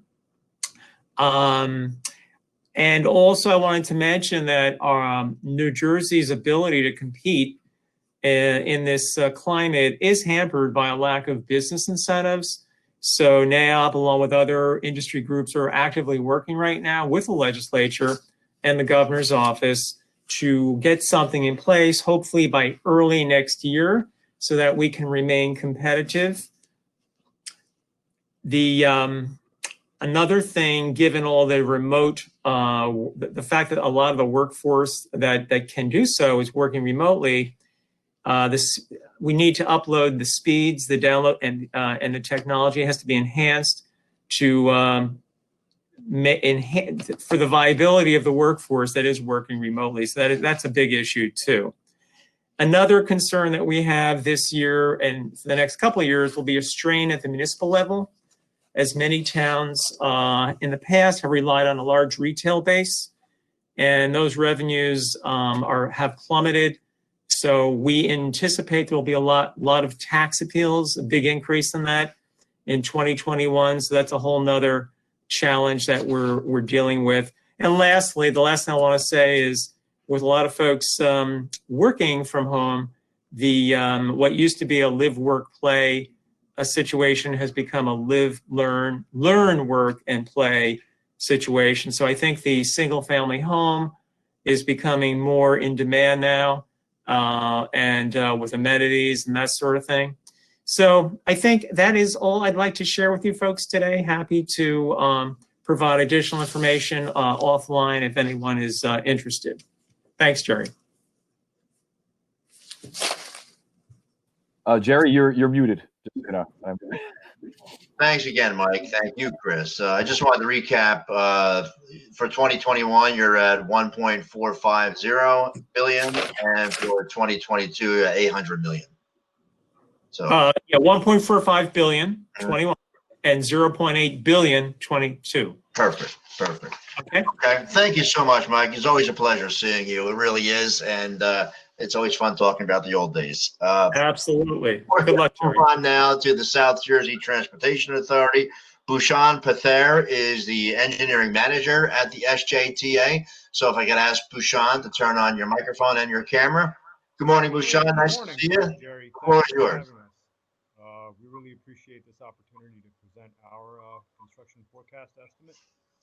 As you know, with every public agency, our mission is to provide the traveling public with safe and efficient transportation.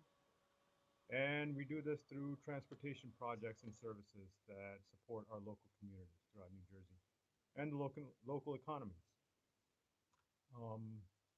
Guess if Peggy could put my presentation up, we'll get started.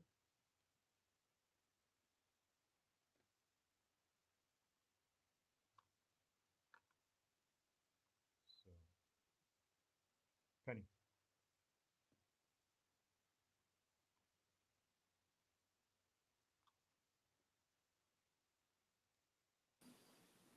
okay, presentation should be up. And then I just had a quick request. It sounds like your volume level on your mic is just a tad low. If you could just raise it just a little bit, but you should be good other than that.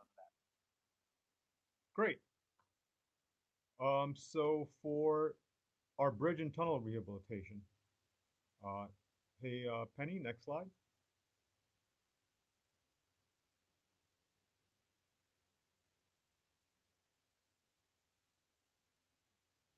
For our bridge and tunnel rehabilitation, our state of good repair projects will consist of 3.5 million for 2021 and 9.8 million for 2022.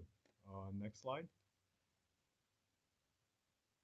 For roadway rehab and improvements, which include roadway drainage, roadway resurfacing, culvert rehab, infrastructure upgrades, including ramp lighting and interchange improvements, we're looking at $19.8 million for 2021 and $5.9 million for 2022. Penny, next slide.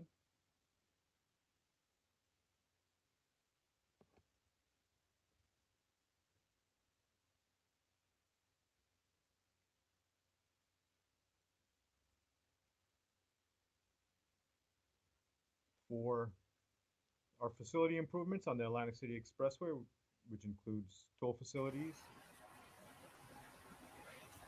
Bhushan, I believe everybody's having a hard time hearing you. And state police barracks, we're looking at forecasting $3.7 million in 2021 and $5.2 million in 2022. Next slide.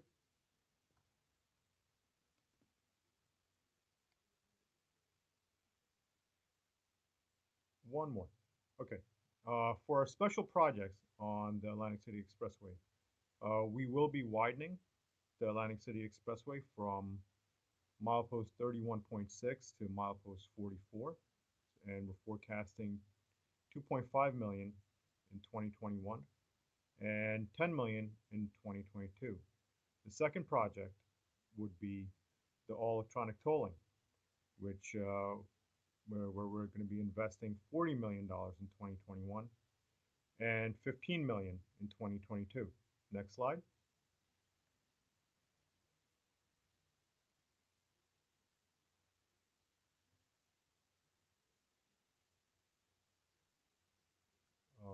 Penny, one more.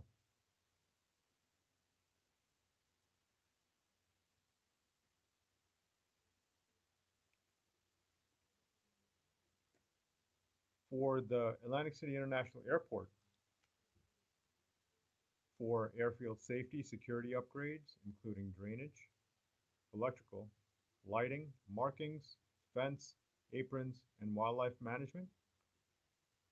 We're looking at investing $1.6 million in 2021 and $6.2 million in 2022. For the runway 1331 rehabilitation, we're looking at forecasting $3 million in 2021.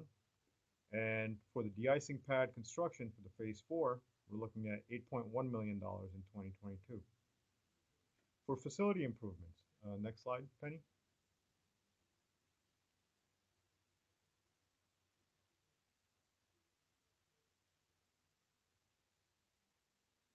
For the facility improvements, which includes terminal parking facilities, HVAC, roofing, technology upgrades, loading bridge rehabilitation replacement, and baggage conveyor rehabilitation, we're looking at forecasting $4.1 million in 2021 and $10.7 million in 2022.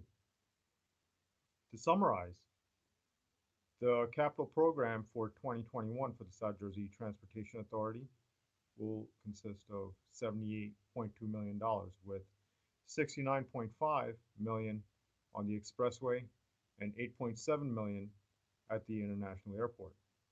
For the year 2022, our capital program will consist of $70.9 million, with $45.9 million on the expressway and $25 million at the airport.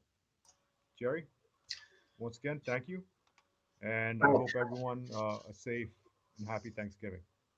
Thank you so much, Bhushan. The same to you. Happy Thanksgiving, and I hope you and your family are safe. I'm going to move a little bit out of order here. We're going to do the DRPA like we were supposed to, but I'm going to present numbers for a couple of different agencies and organizations now, just to get a little ahead of each other, get ahead of ourselves. So let's go now. The Delaware River Port Authority. Real quick, the DRPA, we got these numbers from Mike Venuto, the chief engineer there. And in the year 2021, we're told that the DRPA is going to be moving forward on $65.6 million worth of work. And in 2022, they will be moving forward on $93.9 million worth of work. That's a 2-year total of $159.5 million. And we do have a backup on this. So if people would like to have this presentation sent to us, we can check. And I'm not sure if this presentation, I believe this presentation we're allowed to share, but you can check with us to make sure. I'll move on now to the New Jersey Healthcare Facilities Financing Authority. The hospitals across the state are projecting in 2021, $700 million worth of work. And in 2022, $500 million worth of work for a 2-year total of $1.2 billion. And we got some of this work and some of these dollars we received from the Healthcare Facility Financing Authority. That obviously is a state agency which was created back in the 70s, and it helps healthcare clients in accessing taxes them and taxable financing to fund new construction and also to refinance debt. Really a great program. To date, the authority has financed about $24 billion in municipal bonds on behalf of its healthcare clients. Some real quick construction highlights. Hackensack University Medical Center is continuing the construction of its $714 million, 300,000 square foot patient tower.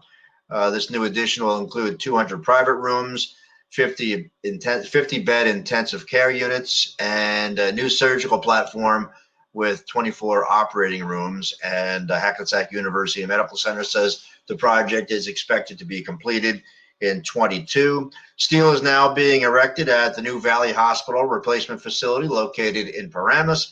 That's a $735 million project with 372 beds, and they anticipate that to be done in 2023.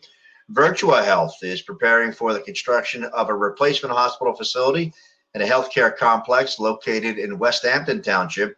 It's a $1 billion project, and it's going to be located on a 110-acre campus near Mount Holly, which will be built out. It'll take about 10 to 20 years to build that out. And then finally, in an academic and medical partnership, RWJ Barnabas Health and Rutgers University, they're planning to build a $750 million cancer hospital. that's adjacent to the medical center in New Brunswick. Master planning and zoning land use approvals are being addressed at this time. So once again, the Healthcare Financing Authority and our contacts with the various hospitals put together $1.2 billion worth of work, $700 million in 2021, and $500 million in 2022, and obviously a lot more work to come in the future. You take a look at those projects I mentioned; those are multi-year projects. We'll move forward now on to voter-approved school construction. These dollars were approved for primary and secondary work at various votes throughout the year. In 2021, there will be $197.2 million worth of construction work at schools across New Jersey. We don't have a projection yet for 2022 because of the various voting. The referendum questions have not taken place yet. But real quick, voters in Deptford, Gloucester County, Milburn, Essex County, and Washington Township and Morris County approved their ballot questions by really terrific margins. And then some of the other towns and counties were closer, but they still went through. I'm talking about projects in Woodbridge and Middlesex County, Belmar and Monmouth County. They approved a total of $97.4 million. The state is putting up about $17.5 million on those projects. In Woodbridge, voters also approved construction of a new Avenel Elementary School to replace the Avenel Street School. In Belmar, voters approved plans to repair and upgrade facilities at the Belmar Elementary School. We'll move on to now, we'll move on to New Jersey Municipal Aid. New Jersey Municipal Aid, transportation, that there's a funding formula that the municipalities receive each year for a local aid project. So in 2021, we're looking at $162.3 million being funded from the New Jersey Department of Transportation's local aid program. And that'll be the same again, or basically the same again in 2022. We have $162.2 million in 2022. That's a two-year total of $324.5 million. So $324.5 million.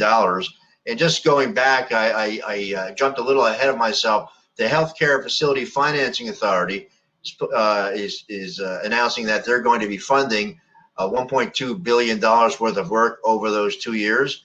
But I also mentioned the hospitals on their own are reporting to us different numbers and additional numbers. Those numbers are just for the New Jersey hospitals. In 2021, $1.5 billion, and in 2022, another $1.5 billion for a total, two-year total of $3 billion. And again, there's more good news to come because a lot of those projects are multi-year projects, and so we will be taking care of that as time moves forward. So with that out of the way, let me move on now to the New Jersey Infrastructure Bank. David Zimmer was going to be joining us here today, but just let us know about 15 minutes ago that he's been called away. So we're very, very happy to have Lauren Kaltman, who is the CFO of the New Jersey Infrastructure Bank. And the New Jersey Infrastructure Bank is really doing terrific stuff, not only funding wastewater and clean water, but now also doing transportation work. It's great to see all those good things happening. And Lauren, thank you for being here. Thanks, Jerry. Okay, so Penny, if you could move to the next slide.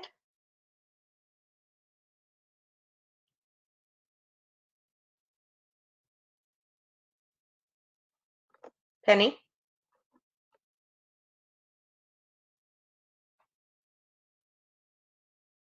Thank you.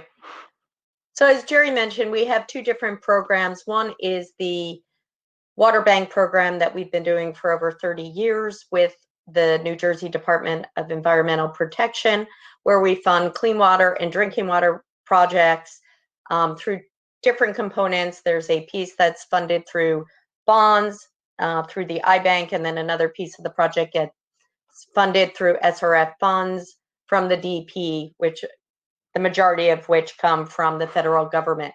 On the transportation bank side, we got our initial funding in 2018, and we have funded a few projects under that program. And again, it is providing for local government units to do transportation projects. Some of those projects actually may have components that are also funded through other programs of DOT. And we do that program in conjunction with the DOT. Next slide, please.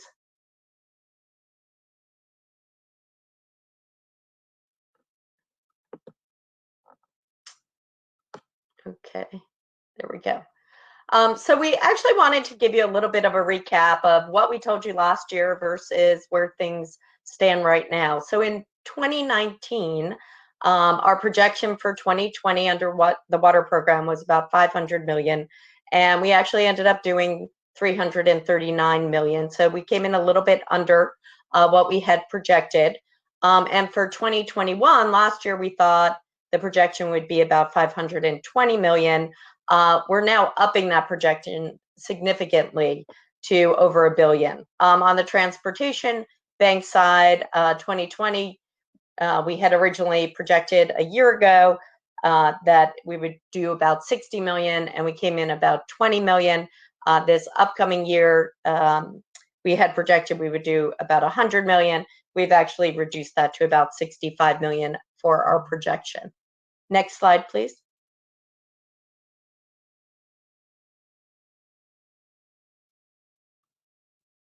So for 2021 and 2022, we actually are projecting the same amount for each of the programs. So on the water bank side, a little over $1 million.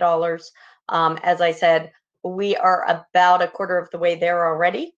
Between the two programs, water and transportation, we have closed already in fiscal 21, $260 million worth of loans. On the transportation bank side, it's 65 million projected for each of the next 2 years. So the total 2-year forecast is 2.18 billion. Next slide.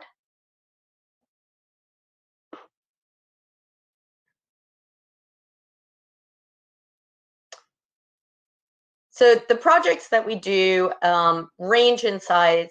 On average, on the water bank side, they're about $5 million right now. But we've got small projects that are under $1 million all the way up to projects that are $80 to $100 million. And that gives an opportunity for all the different contractors to bid. For a list of these different projects on this slide, hopefully you guys can see that well or get a copy of it, you can go and see the project list and the rankings for both the water and the transportation program. Next slide.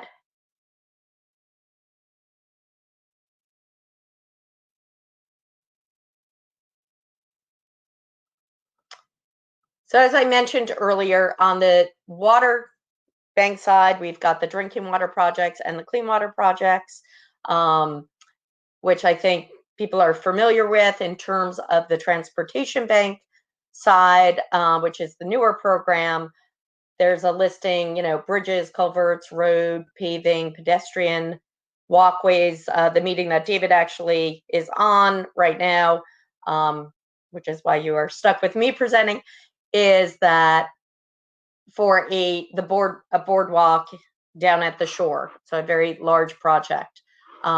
Traffic systems, freight safety, and right-of-ways. So that's it. So all in all, we are projecting over 2 billion on the water side and 130 million on the transportation bank side. Well, terrific, Lauren. As you know, I was a member of the New Jersey Infrastructure Board. I was the secretary for many years, and it's just a tremendous program. It's so great to see it continuing to grow and continue to do great things. So thank you for being here today. We're going to move on now to the New Jersey Department of Environmental Protection. Adrian Krepke is here. Adrian is the Assistant Commissioner of Management and Budget. Adrian, thank you so much for being here. The floor is yours. Good morning, Jerry. Good morning, everyone. This is my first opportunity to join you live at this event, and I thank the Alliance for sharing DEP's numbers on DEP in prior years. As the budget person at DEP, I can tell you that DEP funding and appropriations enable construction projects that are procured through a variety of paths. Among these, the Treasurer and DPMC have already presented on DEP projects that are bid through Treasury. My colleague Lauren Kaltman has just presented on DEP-funded water projects that utilize the New Jersey Water Bank program. I'm now going to share with you a list of projects. Actually, I think Chris has already shared that DEP expects to directly procure or fund over the next 2 years. These projects are funded through DEP's Climate and Flood Resilience Program and fall into 2 categories, as you can see: shore protection and dam safety.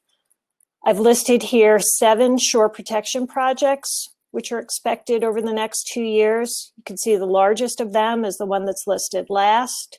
This is a restoration project at Higbee Beach in Lower Township, Cape May County.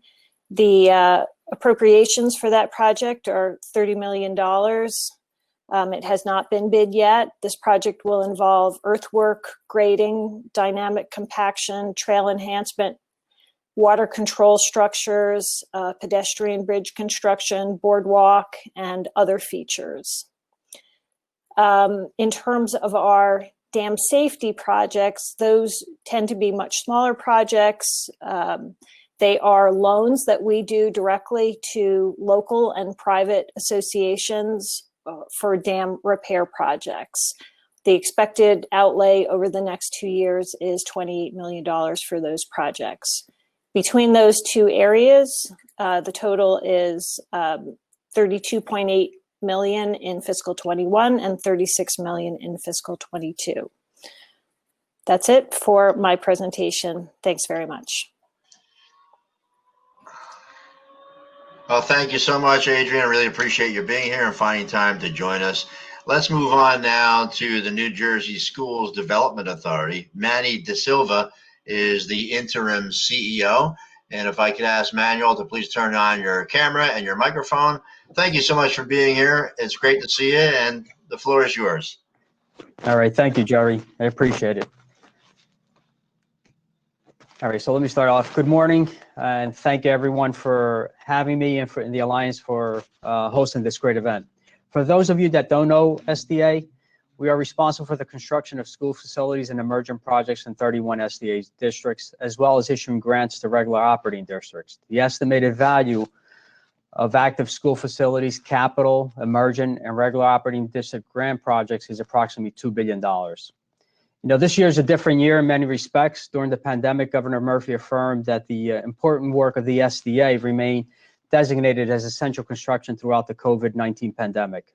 SDA has carefully and deliberately placed workplace safety as our highest priority and issued COVID-19 directives to our contractors and design builders to help ensure work safety on our sites. We established a COVID-19 hotline for our contractors to discuss any potential COVID-19 exposures, concerns as it pertains to the job site, and discuss CDC and the New Jersey Department of Health protocols. I want to thank my colleagues at the SDA who continue to move the work along with our board of directors. I also thank our contracting partners, design builders, design professionals, construction managers, as well as our state partners, the Department of Community Affairs, Department of Treasury, and the Economic Development Authority for working with us and allowing the projects to proceed in these challenging times. If I may ask you to move on to the next slide, please, Penny.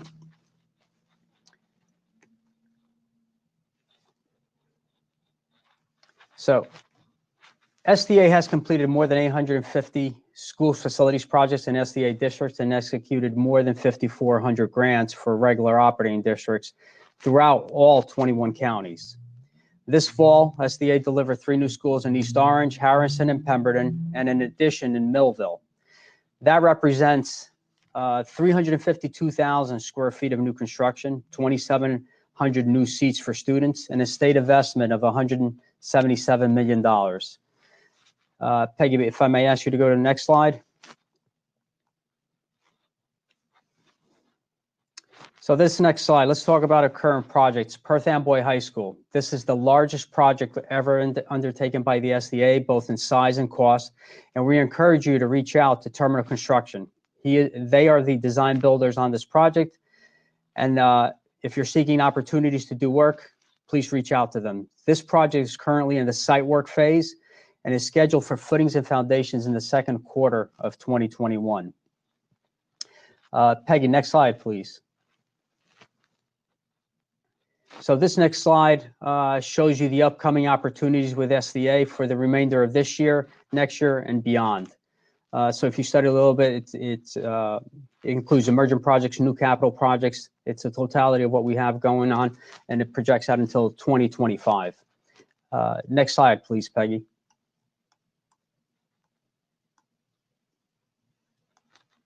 So in addition to that work, we are also working with the DOE on Alyssa's Law, which requires public school buildings in New Jersey to have silent panic alarms directly linked to local law enforcement. SDA is overseeing district compliance with that law. New Jersey school districts will receive grant awards from the Department of Education totaling approximately $75 million to address statewide compliance with Alyssa's Law, along with other security enhancements such as bollards and vestibule enhancements. These school security projects will be administered by the individual school districts utilizing DOE grant funding, and it should be noted that applications are due to the DOE this Friday, November 20th. So all in, the results in our overall spending projection for 2020 and 2020 is approximately 200 to 250 million each year for construction. For the purposes of the spreadsheet, we'll go with the average of 225 million for each year. Next slide, Peggy. So we would love to have you work with us, to better New Jersey's educational infrastructure. Please reach out to us. Our contact information is at the top, both from an email perspective and phone call, and become pre-qualified with us so you can do work. We thank the Alliance and all of you for your participation, and we wish everyone a happy Thanksgiving. Jerry, thank you very much for having us. I appreciate it. Thank you so much, Manny. It's great seeing you. I appreciate it. Keep up the good work. I just wanted to make sure, did you say your numbers are 225 each year or 250 each year? 225 each year. So we projected a range of 220 to 250. I mean 200 to 250. So we'll go with the average 225 per year. I just thought I misunderstood it. That's what we had though. Well, thank you so much. Let's move on now. Something that we all worked at with the Alliance for Action, the New Jersey Libraries Association. We worked with Jean Marie and Pat a couple of years ago to get the referendum approved. And the great news is now the New Jersey Libraries Association is moving forward, and the schools across this, the libraries across the state are moving forward on some of their construction projects. So it's great to welcome Jean Marie Ryan, who is the public policy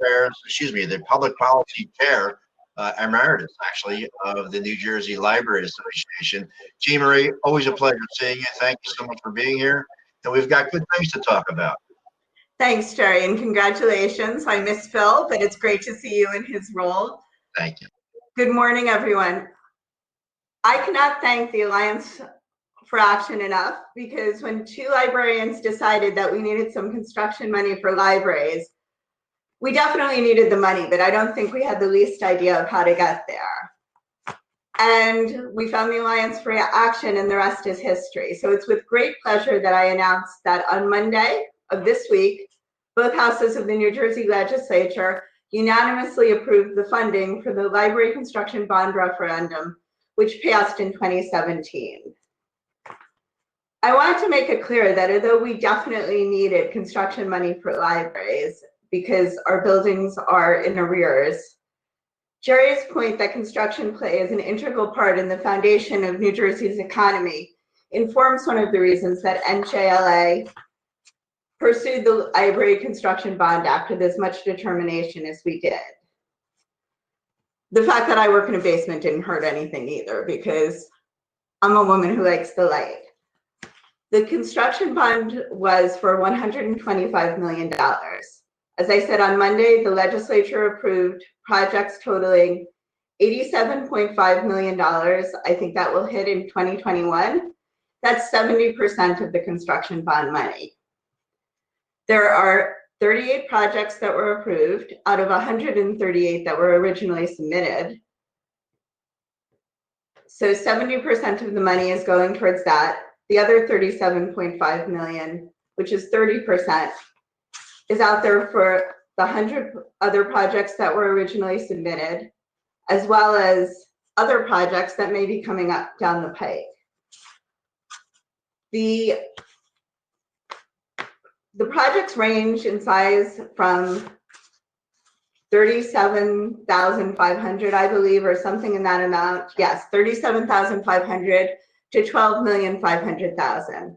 But I think the bigger point here that I would like to make is that with those 100 projects that were not funded, it may be time for New Jersey to look at an ongoing construction fund supported us in ways we don't even know to this day. And it was wonderful to see how much support that libraries had. Thanks so much. If anyone has any further questions, you can reach me at 908-229-9721. But I've given you most of what I've got. Thank you. And I want to also thank the person who's presenting after me, because as I said, as librarians, we really had no idea what we were getting into.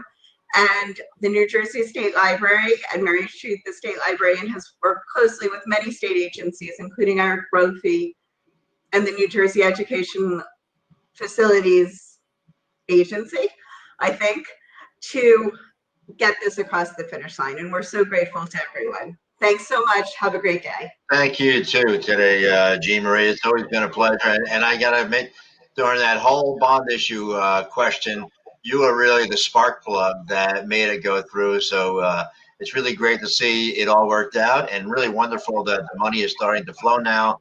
So congratulations to you and all that you do.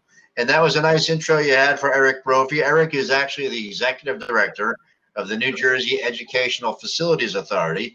And the EFA is a terrific organization that helps school projects, college projects move forward. So thank you so much for being here, Eric, and we're looking forward to learning more. Thanks, Jerry. I want to also thank Jerry and Jean Marie. I know she was integral in getting the library bond across the line as well. But thanks to Jerry, Chris, and the Alliance for having NJEFA present today. Just for those who don't know, EFA is a conduit issuer for higher education infrastructure projects at all public, private, and county colleges across New Jersey. We issue the bonds for those projects. In addition, we also administer various higher ed and state library grant programs, and that I'll be talking about each of those a little bit today. 2020 was a fairly strong year for EFA and our client institutions, with just over $318 million in new money transactions. Next slide, please. Thank you. So some of the projects that we helped fund were Stockton University. Was about $6 million transaction, a smaller transaction. That was the purchase and upgrade of an off-campus building for use as a residence facility. Stevens Institute of Technology had two series. Series A was $174 million, and Series B was a $26 million projects. And if anyone's been in Hoboken recently, you've seen this construction, a twin tower dorm with a student center in the middle. That's going to highlight the Hoboken skyline for the next several decades, I would assume. That was a very successful project, and we worked very closely with Stevens on that. And we're very proud to have gotten that transaction done. I know Stevens is really happy about it. Another financing that we were able to help with to help some construction that was at Seton Hall. We had Series C was a $33 million transaction, and Series D was a $79 million transaction. Both of these transactions together were for construction of new student housing, also upgrades to campus housing and upgrades to one of the athletic centers. And I know the new student housing is much needed, and the upgrades, particular to Boland Hall, I know were something that Seton Hall had on their list for some time. So we're happy to work with all three of those institutions this year. Those, as I said, were about $318 million total for 2020. These projects are, of course, ongoing now. and are contributing to the jobs in the local economies in each of those towns. So we're happy to help any and all of our client institutions.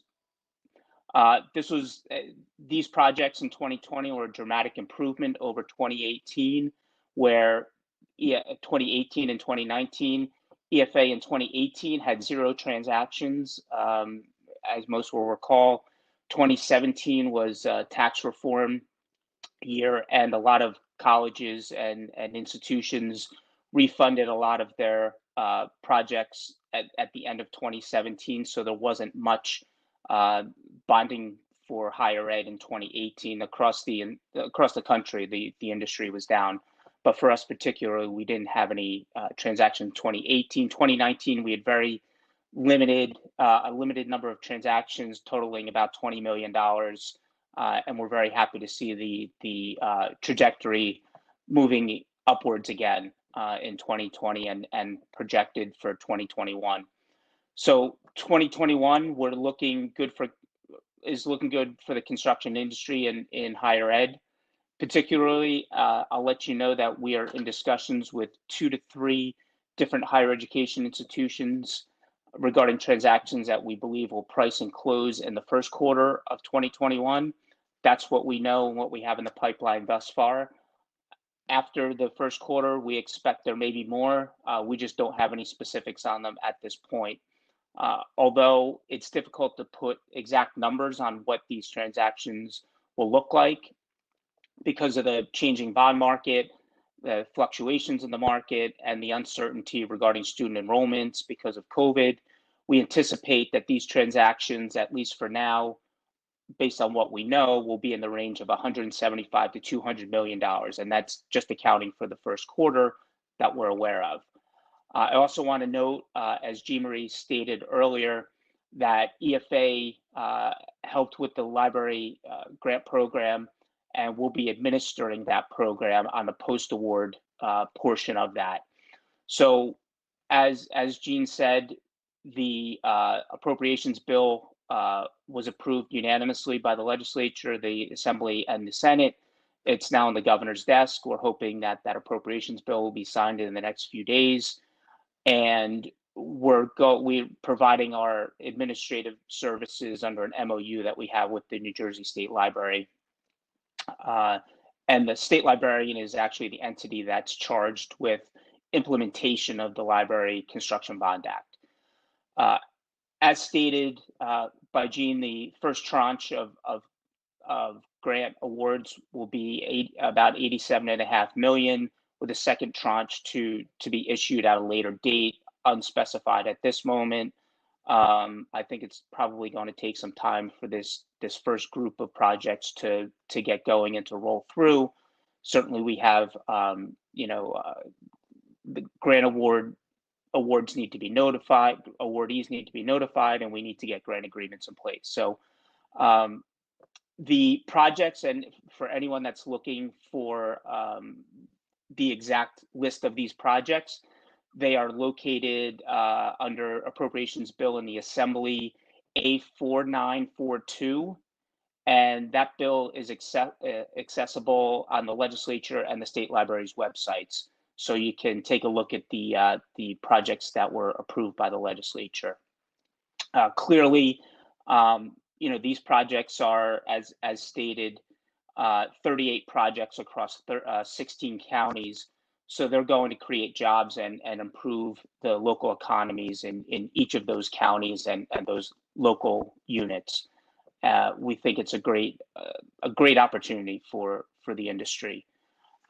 Library grants aside, through the authority higher education transactions in 2021, we expect to oversee, as I said, $175 million in new projects. If you add in the library, that's an additional 87.5 on top of the 175.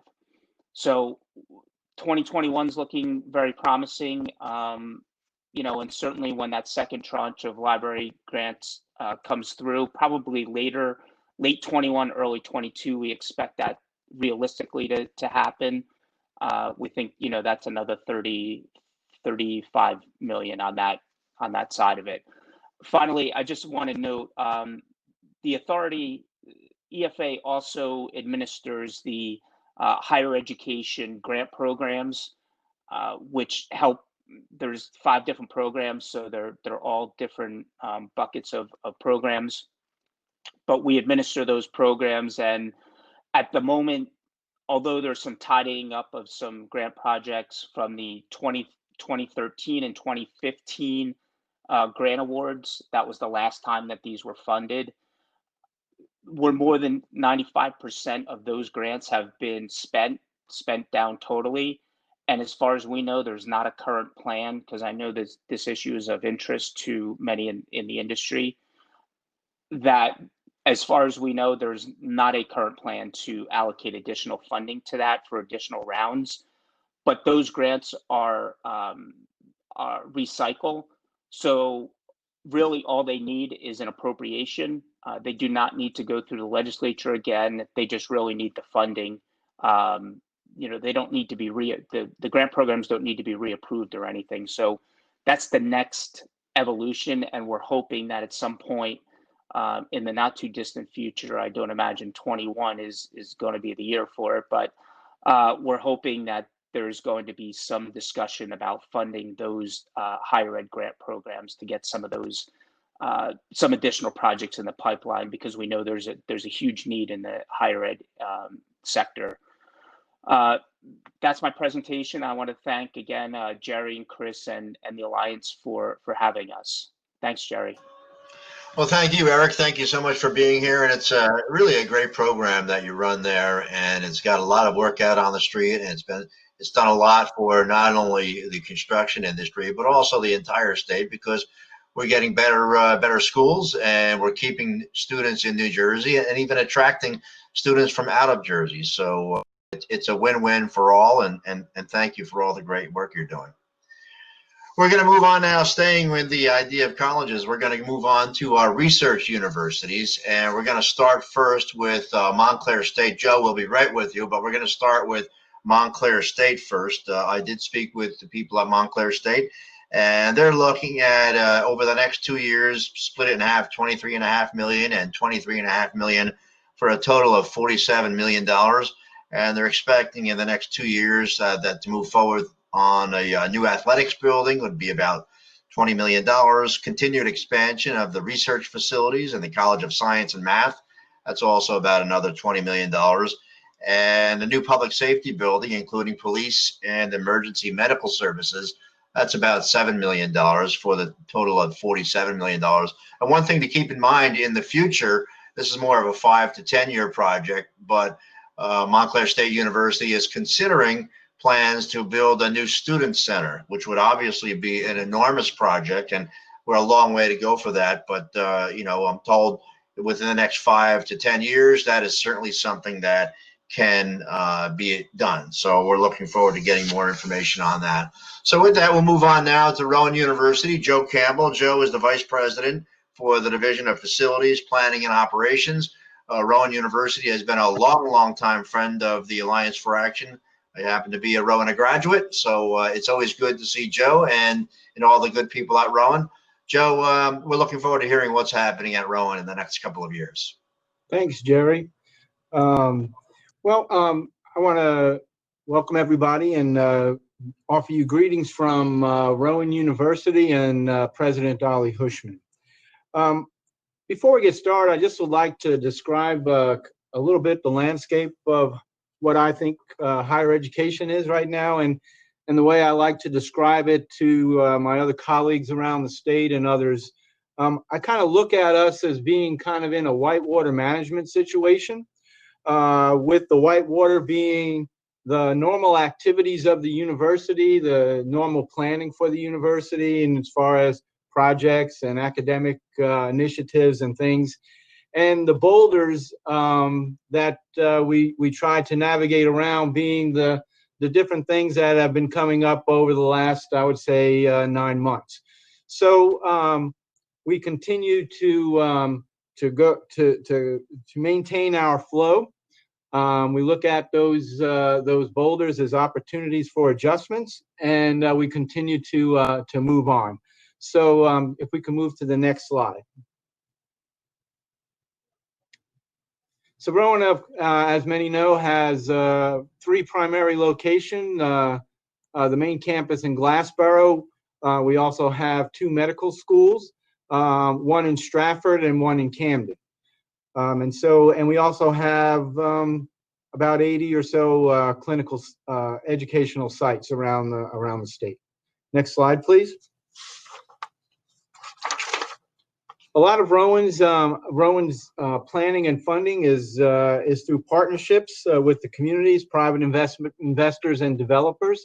We've been doing a lot of construction and development through long-term leases, collaborations with other institutions, collaborations with municipalities, and public and private partnerships.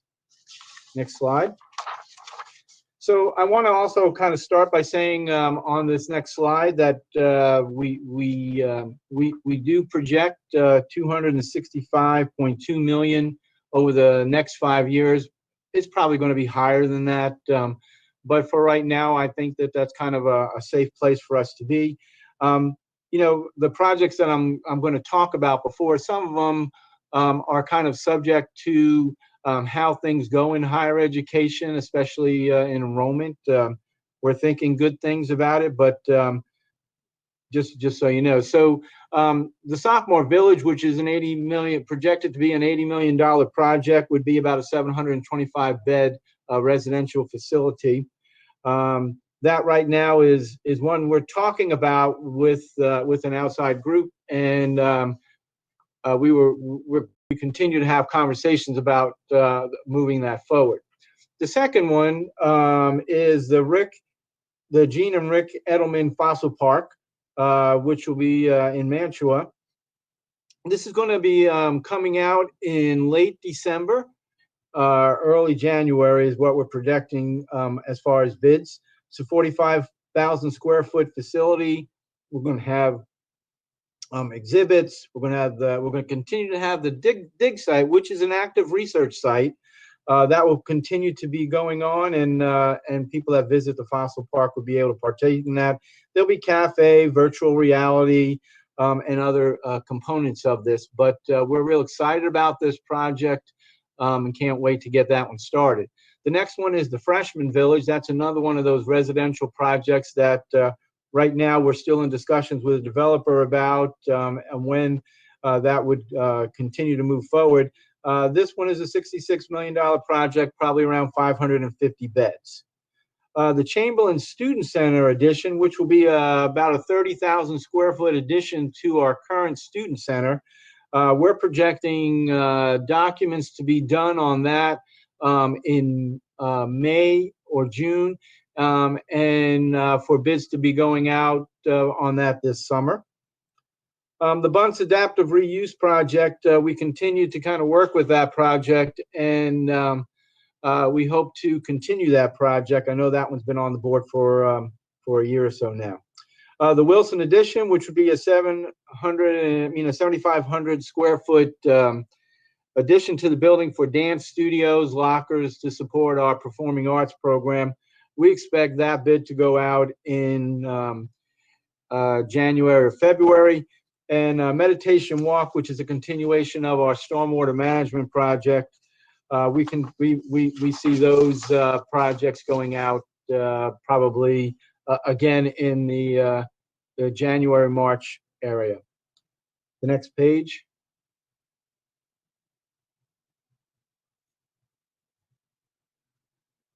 So these are construction projects over $1 million, and the dates that we have, these are ones I just talked about.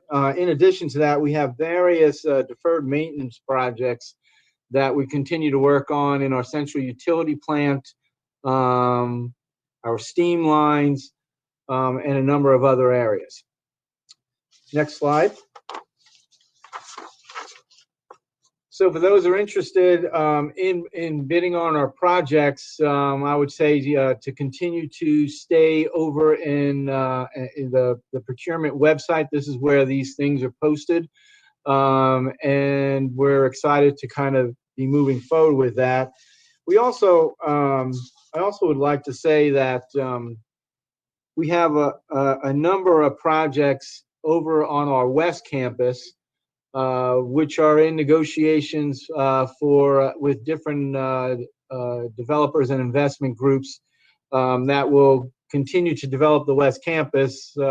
I can't really talk about those right now, but I would say expect over the next 6 months to hear about some additional projects on the West Campus. The next slide. Actually, I'd go to the slide after the next slide. If you have any questions, I guess you can send those to me. But the last slide, this is what we're projecting over FY21 and FY22.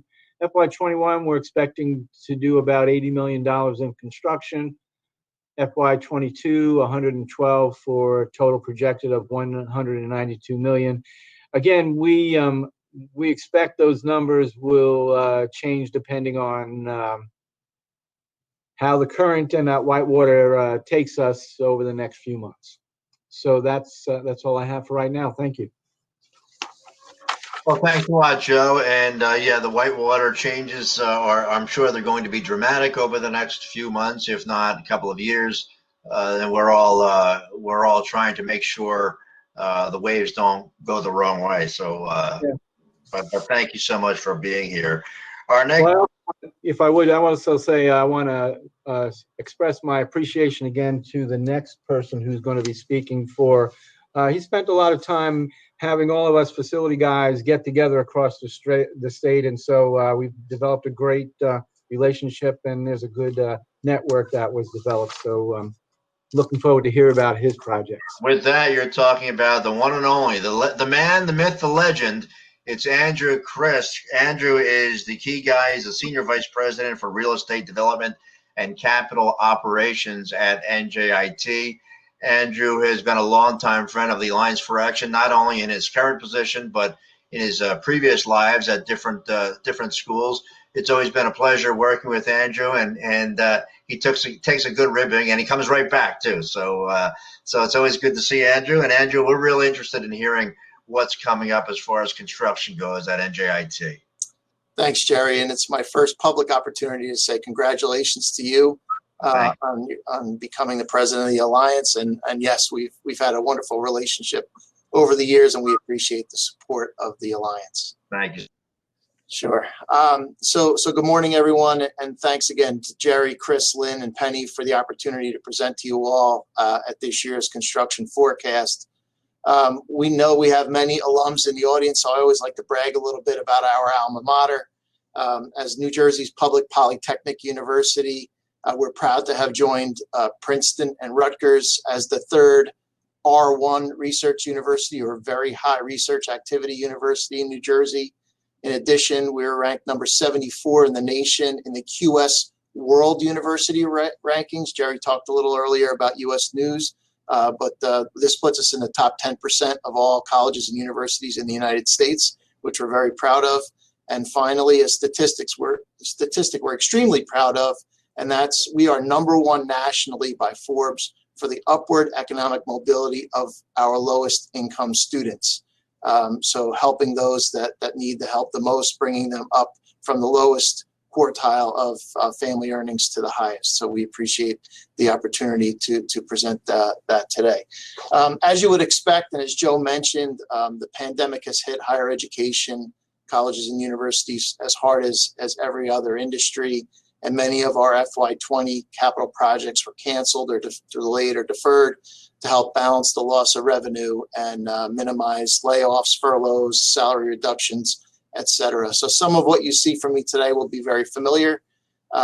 We remain very, very conservative in our projections for the next couple of years, but we're very hopeful as well based on some of the news that's come out regarding the possibility of vaccines and some of the news that actually came out this morning, so that we'll have a quick turnaround to some semblance of normalcy. So let's get into the projects. Penny, next slide, please.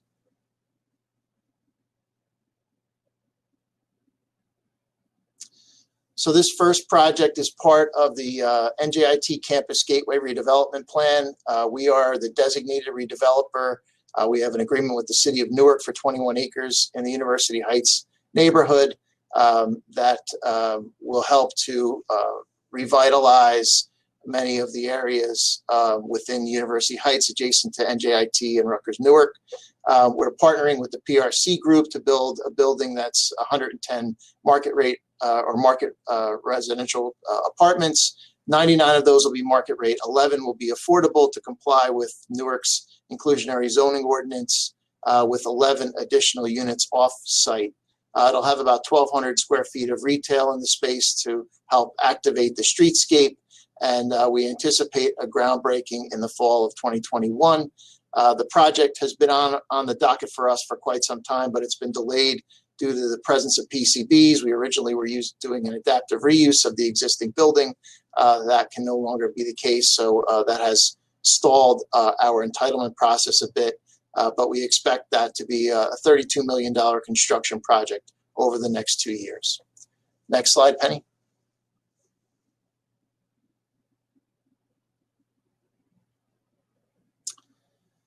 For those alums in the group, we were successful in finally acquiring the last component of what we call the super block of NJIT in Newark. Back in July of 2019, we acquired the Mullers Florist, and then shortly thereafter, we acquired the Teak Fraternity House on MLK, which allowed us to complete that super block.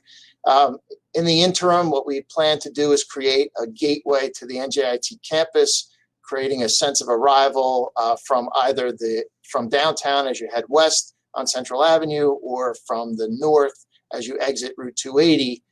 We want to show folks that they have finally arrived at NJIT, and previously the view on the top left is what they saw, the Mullers Wholesale Florist building. So that is a $3 million project that is in process. We're in permits at this point, but we are planning for a significant building delivery sometime around 2025 based on the COVID impacts on our enrollment, et cetera. While it's still very, very strong, we may push that back a couple of years, and that would be something in the neighborhood of $100 million academic facility that would be constructed at that time. Next slide, Penny. Just like Joe mentioned, we have a lot of deferred maintenance, or we use the term capital renewal and replacement, that we will be working on over the next 2 years to renew some of our existing spaces. The top right image is a lecture hall that's vintage 1975. That we realized that we need to upgrade, as we've been doing all around the campus. On the bottom left, the arrow is pointing to a very difficult to see failure in the facade of our Westland Hall building, which is the home of the Hillier College of Architecture and Design. And on the bottom right is an in-process project to renew the lecture halls that are in that Hillier College building, Westland Hall. So we'll be spending several $1 million over the next couple of years on capital renewal and replacement.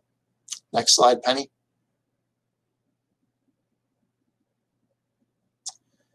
And finally, for now, this is the crown jewel of our capital program, and this is a public-private partnership for a 548-bed residence hall that will be on the site of the former Warren Street School, which we acquired last year.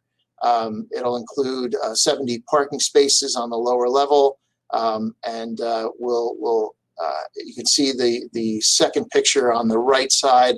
An homage to the former Warren Street School will be recreated within the lobby. That school was an 1800s vintage, beautiful school that we recognize that we need to recognize the history of what was once there. So we'll be doing that with a display in the lobby. You can see that it'll have the amenities. It'll have a beautiful outdoor space with an outdoor kitchen and fire pits and all the things that the students want today. It's an apartment style complex for upper class junior, senior graduate students that will have full kitchens, so they will not have to necessarily get a meal plan, which helps to lower the cost of attendance for the students. So next slide is the summary. So for 2021, the projects I outlined total out to about $82.8 million. 22, $82.6 million. We're hopeful that as things become more clear and the impacts of COVID are identified and maybe behind us, that these numbers will go up in the near future. So again, I want to thank the Alliance for allowing me to present today, and wish everyone a happy Thanksgiving and a safe end to 2020.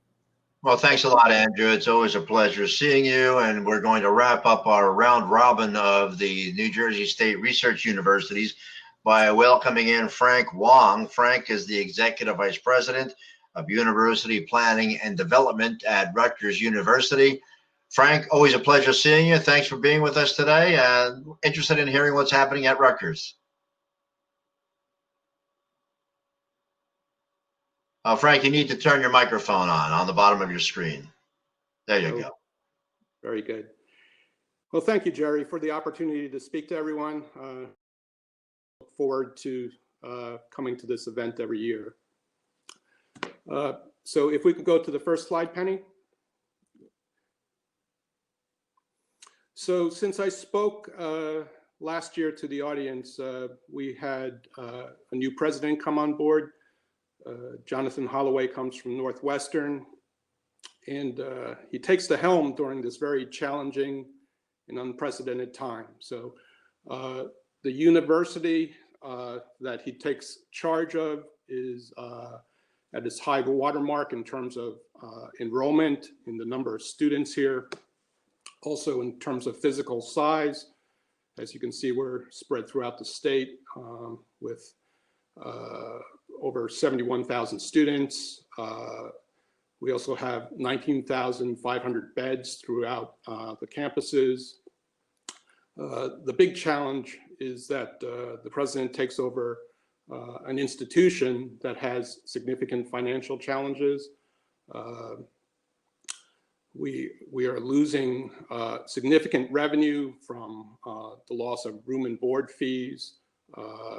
Of the 19,000 beds, only 1,000 are currently occupied. We're losing the revenue from dining operations as well. So depending on who you ask, the revenue shortfall is anywhere between $100 to $200 million. Depending on what happens in the spring, that number is going to get bigger. As a result, we're really forced to curtail discretionary spending. We're taking a hard look at all of our capital projects. A lot of these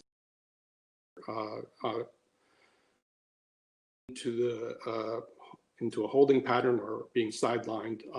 But nevertheless, there are still a number of projects that I do want to talk to you about. There are three that I want to kind of specifically highlight.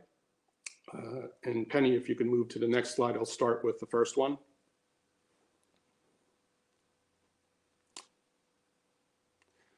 So the first project is at Rutgers University, New Brunswick, for the School of Engineering. This is a small 6,000 square foot jewel box of a project that is the student project studio for the School of Engineering. It's essentially a makerspace for our engineering students. These are students who are involved with the Rutgers Formula Racing team and students who are involved with the solar decathlon. So they're making cars and vehicles. And so it's essentially a garage space for students to get their hands on in terms of fabricating projects related to what they're studying. This is a $7 million project that's currently in design and is expected to go out sometime next year for bid. We could go to the next slide. So the next project I want to talk about is called the Behavioral Health Treatment Center and Residence. This is also on the flagship campus in New Brunswick. This is a $42 million project that is intended to build a facility, basically a clinic and residence hall for young adolescents, young adults and adolescents who are facing problems with anxiety and depression and other mental health issues. So there's 2 buildings in this complex that would be built on our Cook campus. This is intended to go out in 2022. Both this project and the School of Engineering project are both donor funded. Essentially, we're unable to put projects forward unless they either get donor support or are needed on an emergency basis. One more slide.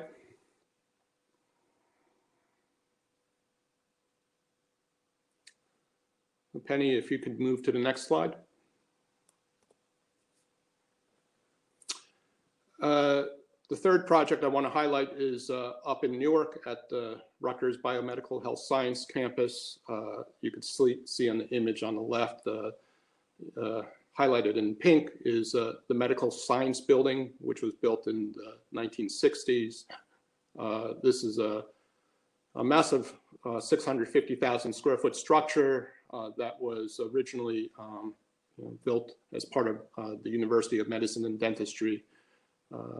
Rutgers, after the integration, acquired this facility and the surrounding buildings.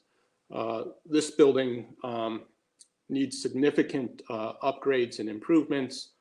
The $14 million project is the first phase of a multi-phase series of projects to update and to improve the building, including the medical labs and the fire and emergency systems, and as well as to create improvements to the entrance to the facility. So this is a project that is in the pipeline, currently in design, and would probably go out in 2022.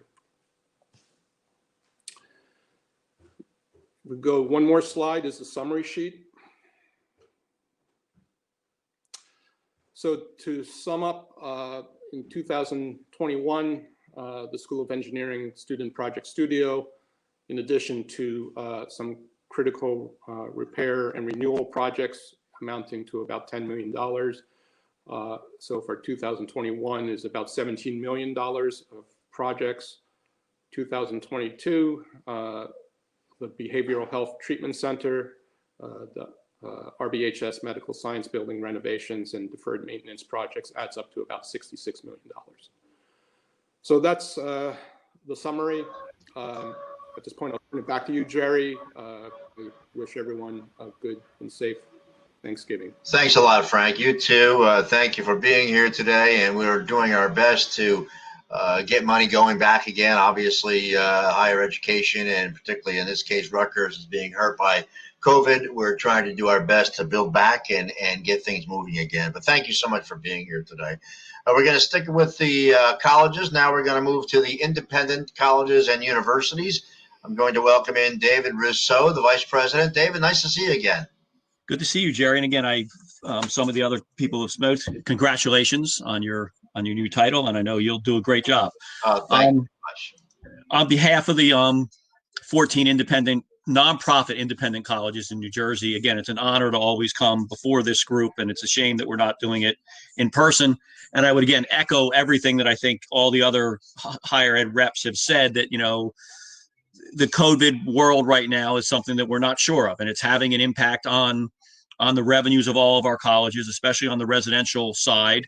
The downturn in enrollment wasn't as great as people feared in the spring, but it still was down generally. New Jersey wasn't hit hard as some of the other states, but it's an atmosphere we're going to live with for the next year or so probably. So if you can move to the next slide, Penny. Just a little background on the 14 independent colleges and nonprofit independent colleges. There's 14 institutions with 23 campuses. We educate about 65,000 students. To put that into perspective, it's about the size, our student base is about the size of Rutgers, who you just heard from. As far as our students are concerned, the economic, racial, and ethnic diversity matches the public institutions. We educate nearly 25% of the students seeking bachelor degrees and nearly 40% of the students seeking graduate degrees.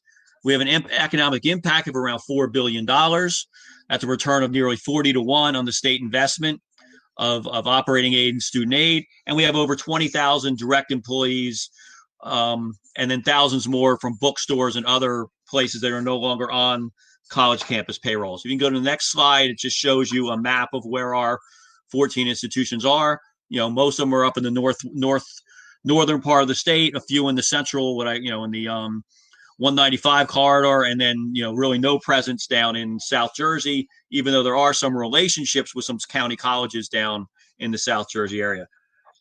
If you can go to the next slide,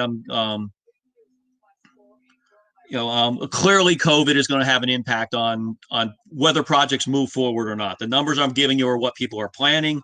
Things could change due to the situations, but normally, the areas where our colleges get their money are from capital campaigns, tuition and fees, and various state programs. As Eric Brophy pointed out a little while ago, all the state programs are currently exhausted, and all of us in the higher education community would hope that at some point in time, we can renew at least the programs that are out there. It's ironic that about 8 months ago, there was real discussion. I was on a phone call with some college presidents, and there was a real discussion about maybe pushing for a bond issue. That clearly is off the table for, my guess is, at least 2 or 3 years. Whenever we do capital projects, the impact on students is a priority, how it serves their needs, and what the cost will be on them. And an issue that my colleges face, that the public colleges don't really face, is that we have to abide by land use regulations by the towns, and that sometimes has a significant impact on delaying projects, and then which in turn brings the cost of the project up. And go to the next slide. As far as the numbers are concerned, even in this atmosphere, we are looking at $630 million for calendar 21, and $855 million for 22. That's a combined total of almost $1.5 billion. Now, I need to note that $1.2 billion of that is Princeton University. And I believe that Princeton has come before the Alliance on its own and given a projection of their next 10 to 20 year massive capital program that they are undertaking. So, Princeton clearly is the big institution and the one with the money within my sector, and they clearly are the ones that are going to drive spending especially in the central part of New Jersey. My understanding, looking at the plans, the construction industry and the trades and everybody in Central Jersey will have a lot of work for the next 10 years. And I just urge you to go back and look at, I know that that they've made a presentation previously to the Alliance with more detail. If you go to the next slide. I apologize, I actually never changed the title of these slides. They should read 2021. And again, most of our projects are what you would normally see at universities: academic buildings, labs, residence halls. You heard Eric Brophy talk about the twin towers at Stevens that continue to be being built, and hopefully we'll have students in them next fall. Athletic facilities and parking facilities. You can go to the next one.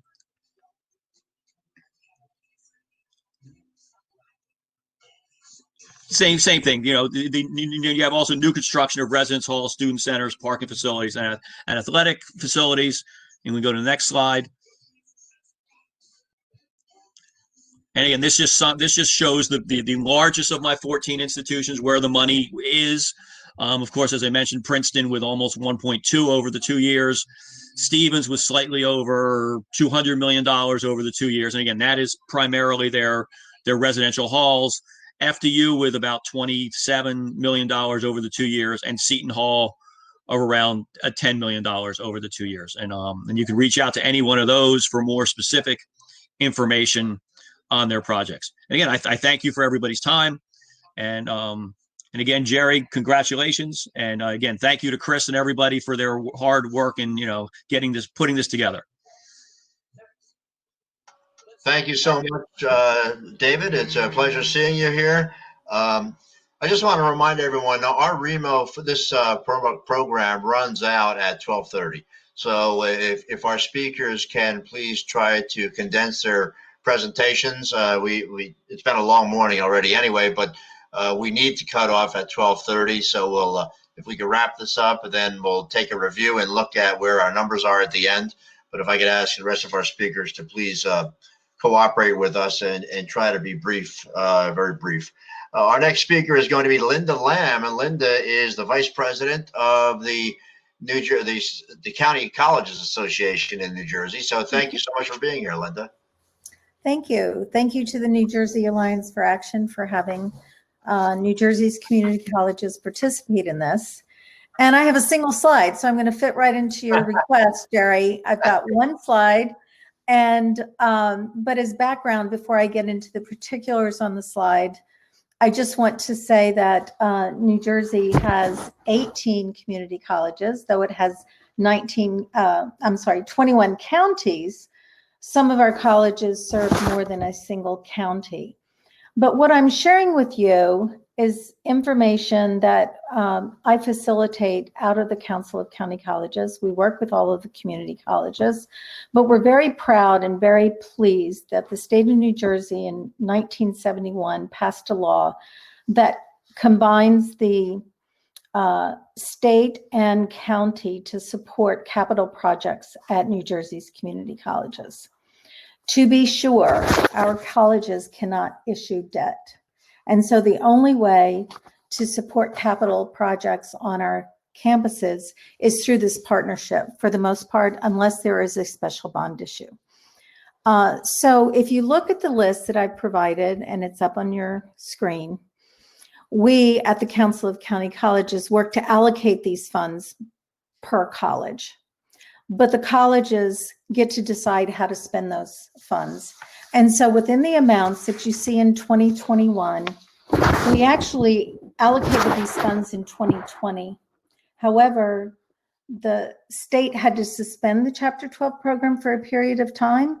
And so these funds are not going to be spent by these institutions until sometimes in 2021. And that's why I listed them there. The lists and the amounts in 2022 represent those that we hope will go forward with the approval of the state. First, the county must get on board with supporting the amounts of resources that are made available. And if they're on board, then we need to look to the state to support these. Briefly, what I can tell you is these projects, like Dave Rousseau mentioned earlier, they are to support renovation and repair on our colleges, HVAC, new roofs, building renovation, parking lots, safety concerns.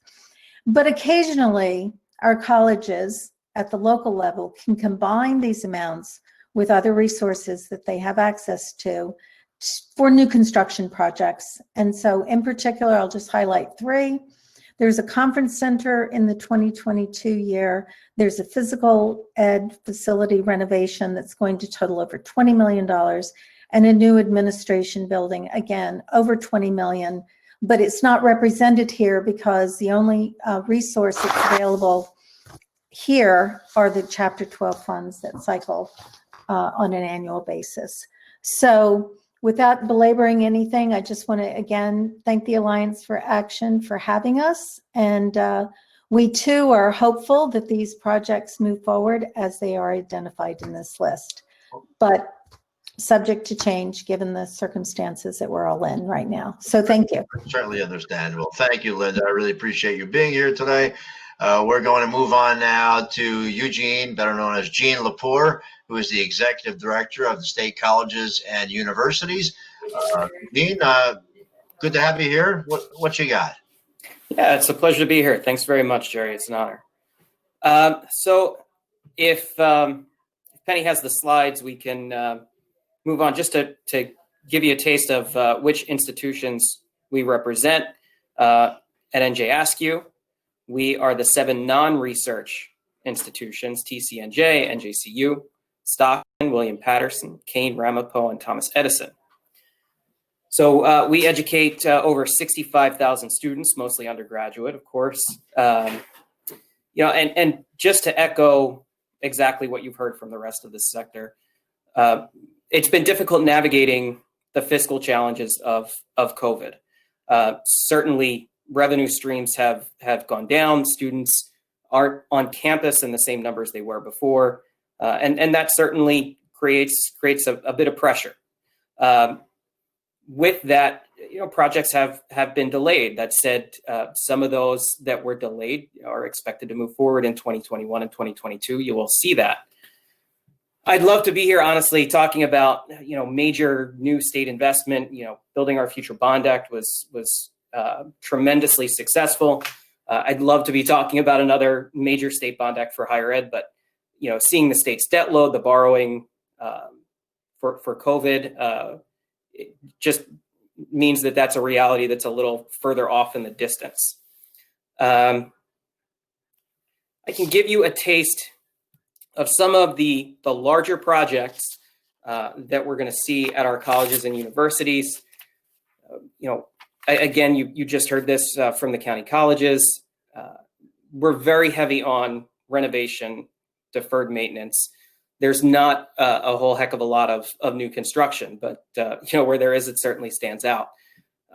So the College of New Jersey, I'll just run through them in alphabetical order. One of the major projects is wholesale fire alarm system and fiber optic modernization, and that's we're talking about $11.6 million there.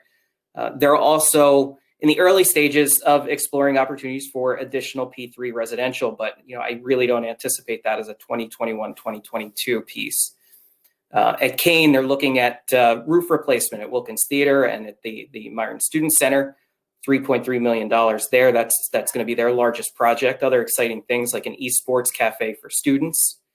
Jersey City, they're finishing up the University Place P3 redevelopment there, looking tremendously successful. But as far as 2021, 2022, the major piece on the horizon is a tri-generation plan. It's also going to be a P3 and likely a 2022 project. Linden Hall renovation. Linden Hall at Ramapo College. That's a building that's being used right now for a temporary library as they are building the new Learning Commons. I'm not sure how many are familiar with that, but that's nearing completion. And so the Linden Hall renovation will commence after the opening of the new Learning Commons. The crown jewel of new construction in our group right now is the Atlantic City residential complex at Stockton. We're looking at a $64 million project, likely to start construction in 2021. Was just there at the groundbreaking there. I know that's very exciting and huge opportunities for many of your members. Also, some infrastructure upgrades over at Galloway, replacement of geothermal systems, and a new multicultural center. Over at William Patterson University, we're looking at again, a number of renovation projects, deferred maintenance projects. They're looking at upwards of $26 million worth of projects. 1800 Valley Road, the commercial complex that was purchased by William Patterson a few years ago, they're going to continue the renovation of that building, which will be used for continuing ed, child development center. I believe they have conference space in there as well. And they're doing University Commons renovations across both 2021 and 2022. Cafes, game rooms, lounges for students, all very exciting. We're happy we can be doing this, and we're trying to weather the COVID storm like the rest of our sector. I'm glad I could be here today.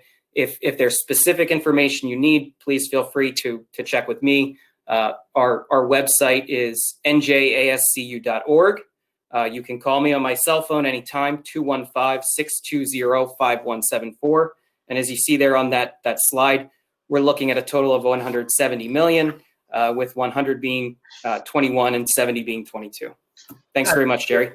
Gene, thank you very, very much. I really appreciate it. We're going to move on now to the New Jersey State Association of County Engineers, Kevin Bessica, who is the Camden County engineer. Kevin was also a winner of our Eagle Award this past October, It's great to see Kevin here. And Kevin, it's nice to see you again. Thanks for being here.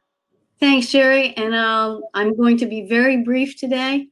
I'm here representing not Camden County, but as the president of the Association of County Engineers. And we are very lucky that our financing looks like it's going to hold steady. Again, the county engineers mostly get our funding through NJDOT. And as most of you are aware, the DOT, as you heard this morning, has been very good at maintaining the funding levels. The other thing is that the county engineers, because of Alliance for Action and all the other participants at the state level, we never stopped working. So the county engineers are going forward with all their designs and construction similar to what we have in the past. The only other thing I want to emphasize is that all the counties right now are putting out their jobs and awarding them within 3 years of getting their funds for road projects. The bridge projects have to be awarded within 2 years. I'm very excited to tell you that the Infrastructure Bank, we are working so that other counties and multiple counties use the Infrastructure Bank funds as well. So our funding levels will basically stay the same for this year and next year at $350 million. And with that, I'll wrap it up for you, Jerry. Well, that's terrific, Kevin. Thank you very much. So we're looking at about $700 million worth of work coming out of the county engineers over the next 2 years, which is good news. Thank you. We're going to move on now to the New Jersey Water Supply Authority. They were not able to join us here today, but they did give us our numbers. In 2021, the Water Supply Authority is expecting to move forward on $9 million worth of work. And in 2022, they're looking to do another $12 million of work that's a 2-year total of $21 million. So $21 million for the New Jersey Water Supply Authority. Next, I'm going to introduce Miss Brooke Patterson. Brooke, she is the Deputy of Small Business for the U.S. Army Corps of Engineers, Philadelphia District. Brooke, it's so good to have you join us here today. If I could just ask you to please turn on your camera and turn on your microphone down at the bottom of the screen. And thank you very much, Brooke. Great having you here. Thank you for joining us. Thank you, Jerry. I'm excited to be here. So today I'm going to provide you guys an overview about our Philadelphia District's anticipated construction contract opportunities this year. So Penny, you can go to the next slide.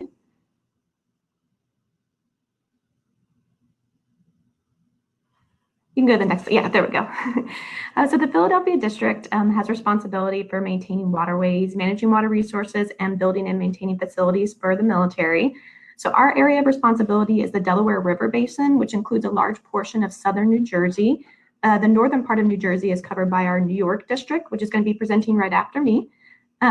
So when most people think of the Army Corps of Engineers, they think primarily of engineering. But as this slide indicates, in many of our fiscal years, the majority of our contract obligations are for construction-related projects.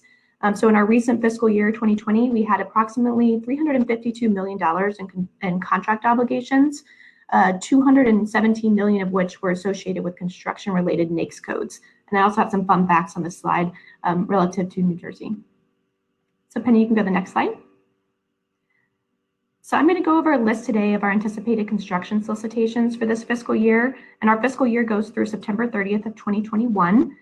For any of these requirements, you can find the official information once they're advertised on betasam.gov. And you can also download from our district's small business website our acquisition forecast packet, which includes the information on all these construction projects, as well as the non-construction projects we have slated for this fiscal year. So on this slide, we have 2 projected dam removal projects we plan to issue a solicitation for later in our fiscal year, one of which is the Bloomsbury Dam project in Bloomsbury, New Jersey. We also have a dam modification construction project planned at the Jadwin Dam in Hunsdale, PA. I'm sure I butchered the name of that town, sorry. We also have a Toby Hanna Army Family Housing Project, which is a construction contract for residential housing at the Toby Hanna Army Depot in Pennsylvania. The current scope for this particular project includes the demolition of some existing townhouses, building up to 26 new residential family housing units, upgrading some site utilities, and various site improvements to the area, including a playground. The last project I have here is for the construction of a pavement testing lab for the FAA located in Egg Harbor Township, New Jersey, which we plan to solicit for in Q2 of fiscal year 2021. Next slide. So the first item I have listed on this slide is for a sustainment, restoration, and modernization multiple award task order contract. We anticipate that this MATOC is going to be solicited in Q2 of fiscal year 21, so coming up pretty soon, with a contract capacity of $90 million. We are still finalizing our acquisition strategy, but expect that information soon in the synopsis. But we're looking to get a pool of about 3 to 7 contractors to help with our minor construction requirements that support our military customers throughout our division area of responsibility, so a little bit wider geographic area. The second item listed there is a power and construction services MATOC that supports our U.S. Central Command overseas. So this MATOC is anticipated to have a capacity of $249 million. I believe actually this particular project is already posted in the pre-solicitation phase on betasam.gov. So if you're interested in doing this kind of more specialized construction work, you can check out the announcement on betasam.gov. And then I also have a line in here that's kind of a line for various construction contract support we have for our 99th Reserves program, because the funding and kind of acquisition forecast for this one is still being finalized. But typically this program includes a lot of smaller construction contracts that have like fire alarm installation, HVAC repairs, minor building renovations. And the program has historically been a big supporter of the 8A construction program or supporter of 8A construction firms. So if you are a New Jersey 8A firm that hasn't worked with us yet, please send me over your capabilities brochure so I can have that on file when we're doing the market research for that later in the year. So the last slide that Penny already has up already is our dredging and beach fill projects. We have a handful of them that we do annually each year. And these are categorized as construction contracts. They're historically full and open invitation for bids, and they have some minor subcontracting opportunities for area small businesses. So we're always looking for good competition on these. It's an area that has limited competition. So if you are interested in these, please respond. And so the last slide I have is about our just general forecast. So Penny, you can click to the next one. So for fiscal year 21, we anticipate doing approximately $425 million in contract obligations, of which approximately $150 million is projected to be new construction contract obligations, which includes those dredging contract opportunities I mentioned earlier. And then I have here for fiscal year 2022 that we are awaiting the budget because we are, but typically you could guess we do kind of between 325 to 400 million typically each year for our district. So I have one more slide for you. So this presentation, as I said earlier, is a kind of just a sampling of our forecast that's focused on construction contracts. But you can find a complete forecast on our website, as well as a PDF list of our current IDIQ contract holders for engineering, because I know there's a lot of engineering firms, at least there were at my virtual table. So you can find information there. And you can also have my contact information if you had any questions about the projects or anything about doing business with our district. Just send me an email and I'll get back to you. And that's all I got, Jerry. That concludes my presentation. Well, thank you, Brooke. Brooke, just going back to the 2022, I know the budget's not ready yet, but your typical numbers, would it be fair to put down 350, you think, for 2022? I think that's a good average amount. Yeah, because I think in fiscal year 19, we might have done 400 million. This last one we did 350, and I think in fiscal year 2018 we did about 320. So 350 is good. It's a good average. Right. We'll put that number in for 2022, which will be $350 million. Thanks a lot, Brooke. Thank you so much for being here. And we're going to wrap up. We have our last speaker, who is Anthony Levisano, and Anthony is the Deputy Chief Program and Project Management for the U.S. Army Corps of Engineers, the New York District. So if I could ask Anthony, please, to put on your camera and turn on your microphone. at the bottom part of your screen, that would be great, and we'd be able to welcome you onto our program.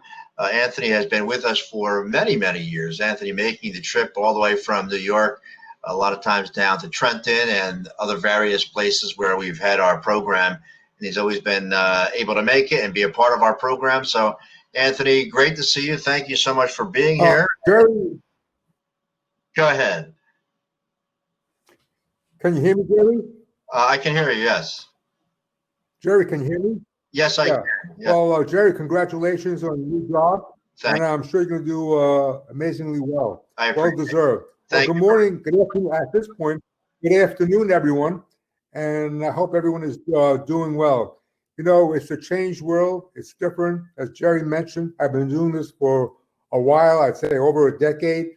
And the new environment is such that, okay, we're doing the best we can. And I applaud the Alliance for coming up with this, I guess, web-based venue. I do miss actually coming there in person, not just for the coffee and Danish, but the networking with the architects, the contractors, as well as my fellow professors, and hopefully we'll be able to do that next year. Next slide, please. Next slide, please.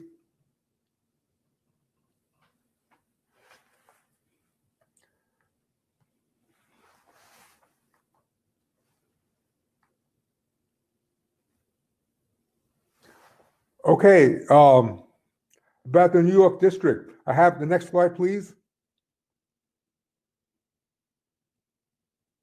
Yes, this shows the little history of the Corps of Engineers, the New York district in particular, which we credit ourselves as being the cradle of the Corps, goes back to George Washington, and also has this picture of the skyline as well as the statue outside Washington Barracks up at West Point.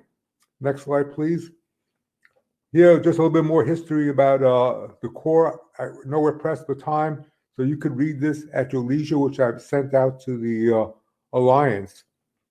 And then the area of responsibility, as you can see, for the military district, that's in blue, encompasses New York as well as parts of New Jersey, namely the bases down at Dix, McGuire, and Lakehurst, which we have a relationship with the Philly district, as well as our Civil Works boundary, which includes New York, New Jersey, and goes up as far as part of Vermont. And also, I neglected to say, for the military, we also have projects up at Thule, Greenland. And if you would please go to the following slide. The next one, please. Next slide. Okay. It talks about what we do.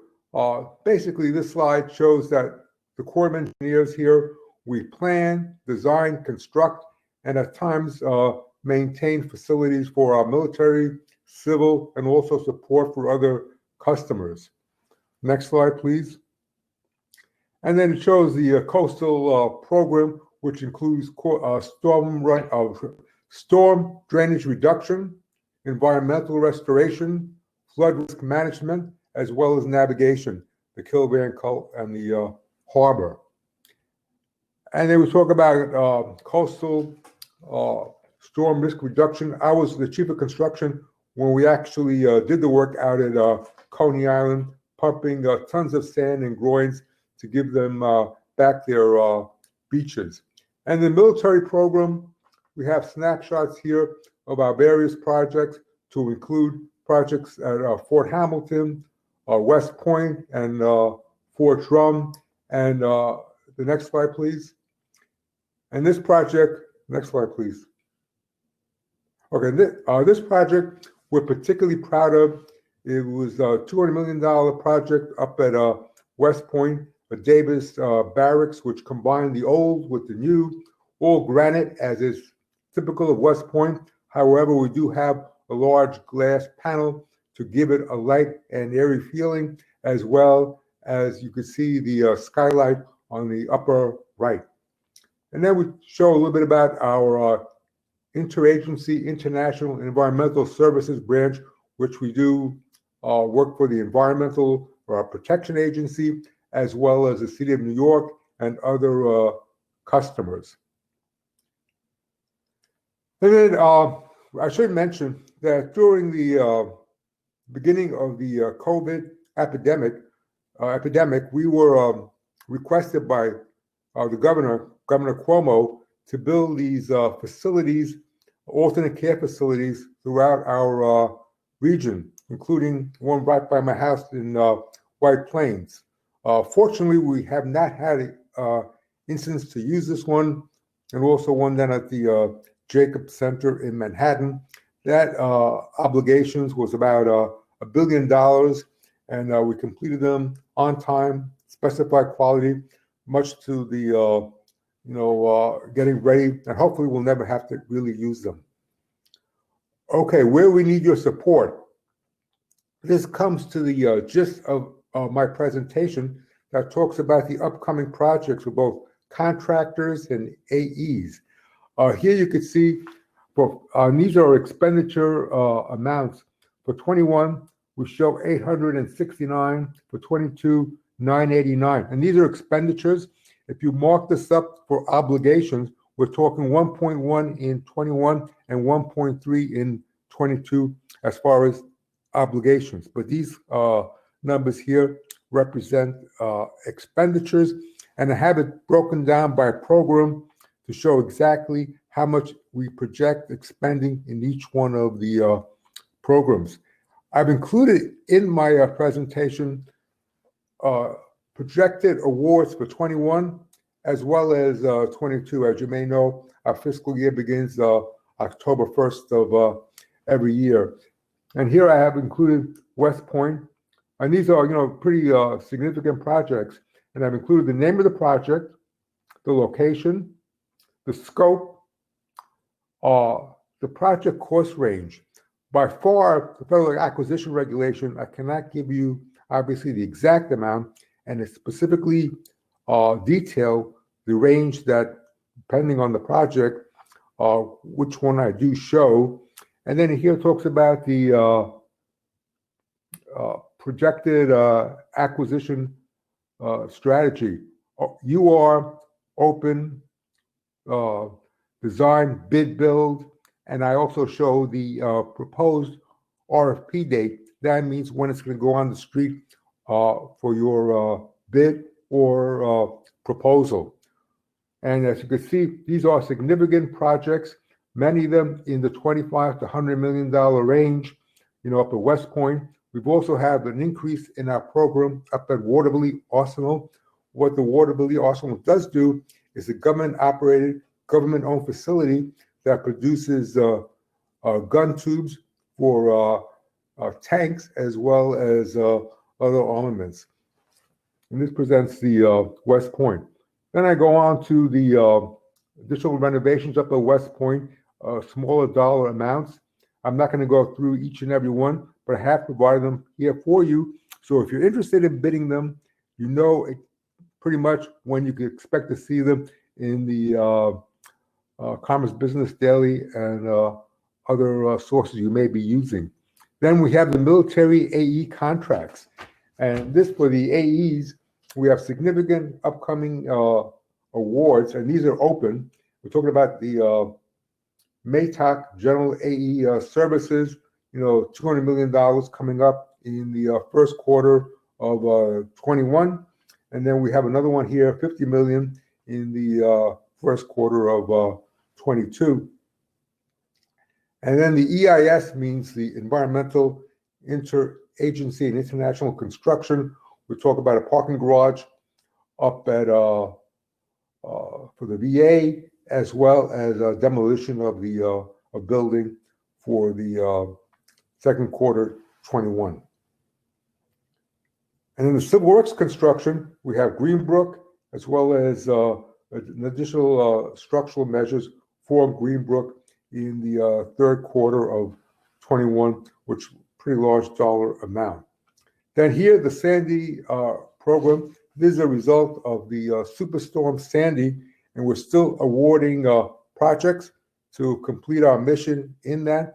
That was a $3 billion effort. However, it took time to get the designs, requisite permits, and real estate. So we're still continuing to award these projects going into 21 for those contractors that may have an interest in doing restoration work in this program. Very exciting program.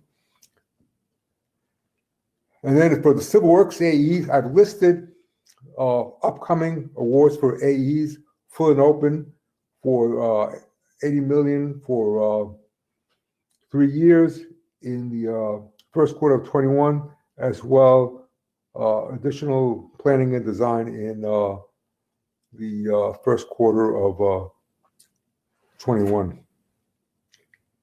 And then I go on to the dredging contracts.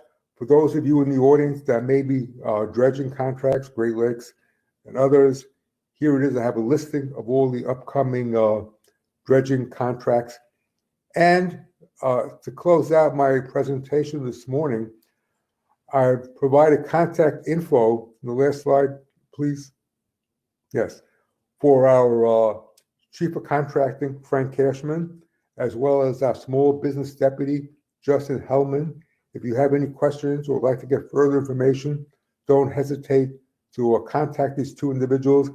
We feed directly into them, and they will give you the bottom scoop on where we are as far as these projected awards. That concludes my presentation. And again, I want to thank the Alliance this morning for giving me the opportunity to present again at this exciting forum and venue. And I hope this has been of interest to the participants. Thanks again, Jerry. Well, thank you very, very much, Anthony, and another great presentation. It's good to see so many good things happening at the Corps of Engineers New York District. If you can please turn your camera off now, Anthony, and your microphone off now, Anthony, that would be terrific. And if I could ask Lynn and Chris and Penny to please put the chart that shows all of the numbers that we've heard today up onto the screen. Very interesting what we have. I've been taking notes and writing things down. Let's see, if you take a look at the chart, it shows that in 2021 we're projecting about $17.5 billion worth of work. It's $17.543 billion. And then the following year, close to $18 billion. It's $17.939 billion for a total of two-year construction estimate of $35.482 billion. That is a substantial number, a terrific number, particularly when you think about what's happening with COVID. There were a lot of organizations today and agencies that were not able to give us a second year of projections because, frankly, everything is so much up in the air. But if you take a look at the big dollars that we're looking at here, the National Association of Industrial and Office Properties, they came up with $2.25 billion. The Department of Treasury, great to have the Treasurer here with us today. She mentioned we have a little more than $2 billion, $2.16 billion worth of work over the next couple of years. Hospitals are still putting out a lot of work. $3 billion worth of hospital work over the next 2 years. You can go right down the list. A lot of utility and public works time of work, but utility work and water work. The Infrastructure Bank doing $2.18 billion. Utilities in general, when you talk about your PSE&Gs, your JCP&Ls, your Atlantic City Electric, your South Jersey Gas, and so on, they're looking at close to $12 billion over the next 2 years, $11.9 billion. Transit as well, because we got the transit is moving forward on its $17 billion capital plan. They're projecting close to $1.8 billion over the next 2 years. The Turnpike Authority is well over $1 billion for the next 2 years. The Port Authority of New York and New Jersey, despite the uncertainty about what's happening there with the fares and obviously the airports are really being decimated by COVID. They're still looking at doing $1.8 billion worth of work. And we just heard Anthony tell us that the U.S. Army Corps of Engineers, the New York District, is still looking forward to moving forward on about $1.8 billion. Higher education, dollars, that's a little tough. We're restricted, but with higher education dollars, a lot of the schools are not expecting, and rightly so, not expecting to receive the state dollars that they've received in the past. So higher education, I think, has generally been a little higher than we have been in the past, or excuse me, it has been higher in the past than it was this year. But overall, the numbers are pretty significant. We're wrapping up. We only have a few more minutes here, but if you have more questions or if you need more details, please contact the Alliance for Action. You can email us or send it through the chat of the program. Our program is going to be running out of time in just about seven minutes. But before we wrap up, I just want to make sure I go through the sponsors one more time and thank them. If it wasn't for the sponsors, we just wouldn't be able to do this. So let's go and thank Atlantic City Electric. Atlantic City Electric is an Exelon company. Enbridge, Life Takes Energy. Foley, we create customer experiences that create customers for life. GPI, a nationally recognized engineering firm that has been working to better our communities by providing high quality engineering and construction services for over 50 years. Hall Construction Company, do it right the first time. That's why they are successful. Harts Mountain. The Lero Group, an award-winning integrated construction, design, and technology solutions firm, consistently ranking among the nation's top companies. NJIT, a top 100 national university according to U.S. News and World Report. Ørsted, leading the way toward New Jersey's clean energy future. PSE&G, we make things work for you. Railroad Construction Company, executing high-quality construction since 1926. RCC has grown into a full-service general contractor offering heavy highway, building, and utility construction. Skanska USA Building Incorporated, building for a better society. STV, an employee-owned engineering, architecture, planning, and construction management firm, takes performance personally. We focus on what matters most: client satisfaction, quality, and innovative thinking. At STV, performance matters. T&M Associates, your goals, our mission. And Vollers, building for the future through long-term commitment, integrity, and excellence. And finally, Witham, a top-ranking public accounting firm providing advisory, audit, and tax services to businesses and individuals on a local to global scale. Visit www.witham.com for more information. And after we wrapped up this meeting, we will send, we'll put together a press release and send out the press release and the chart to everyone. You'll probably see information about that in the future. I want to thank, before we move forward, before we wrap it up, thank you to Chris Hartman, Lynn Swalje, Penny Grasso for doing all the work behind the scenes today to make sure everything worked out fine.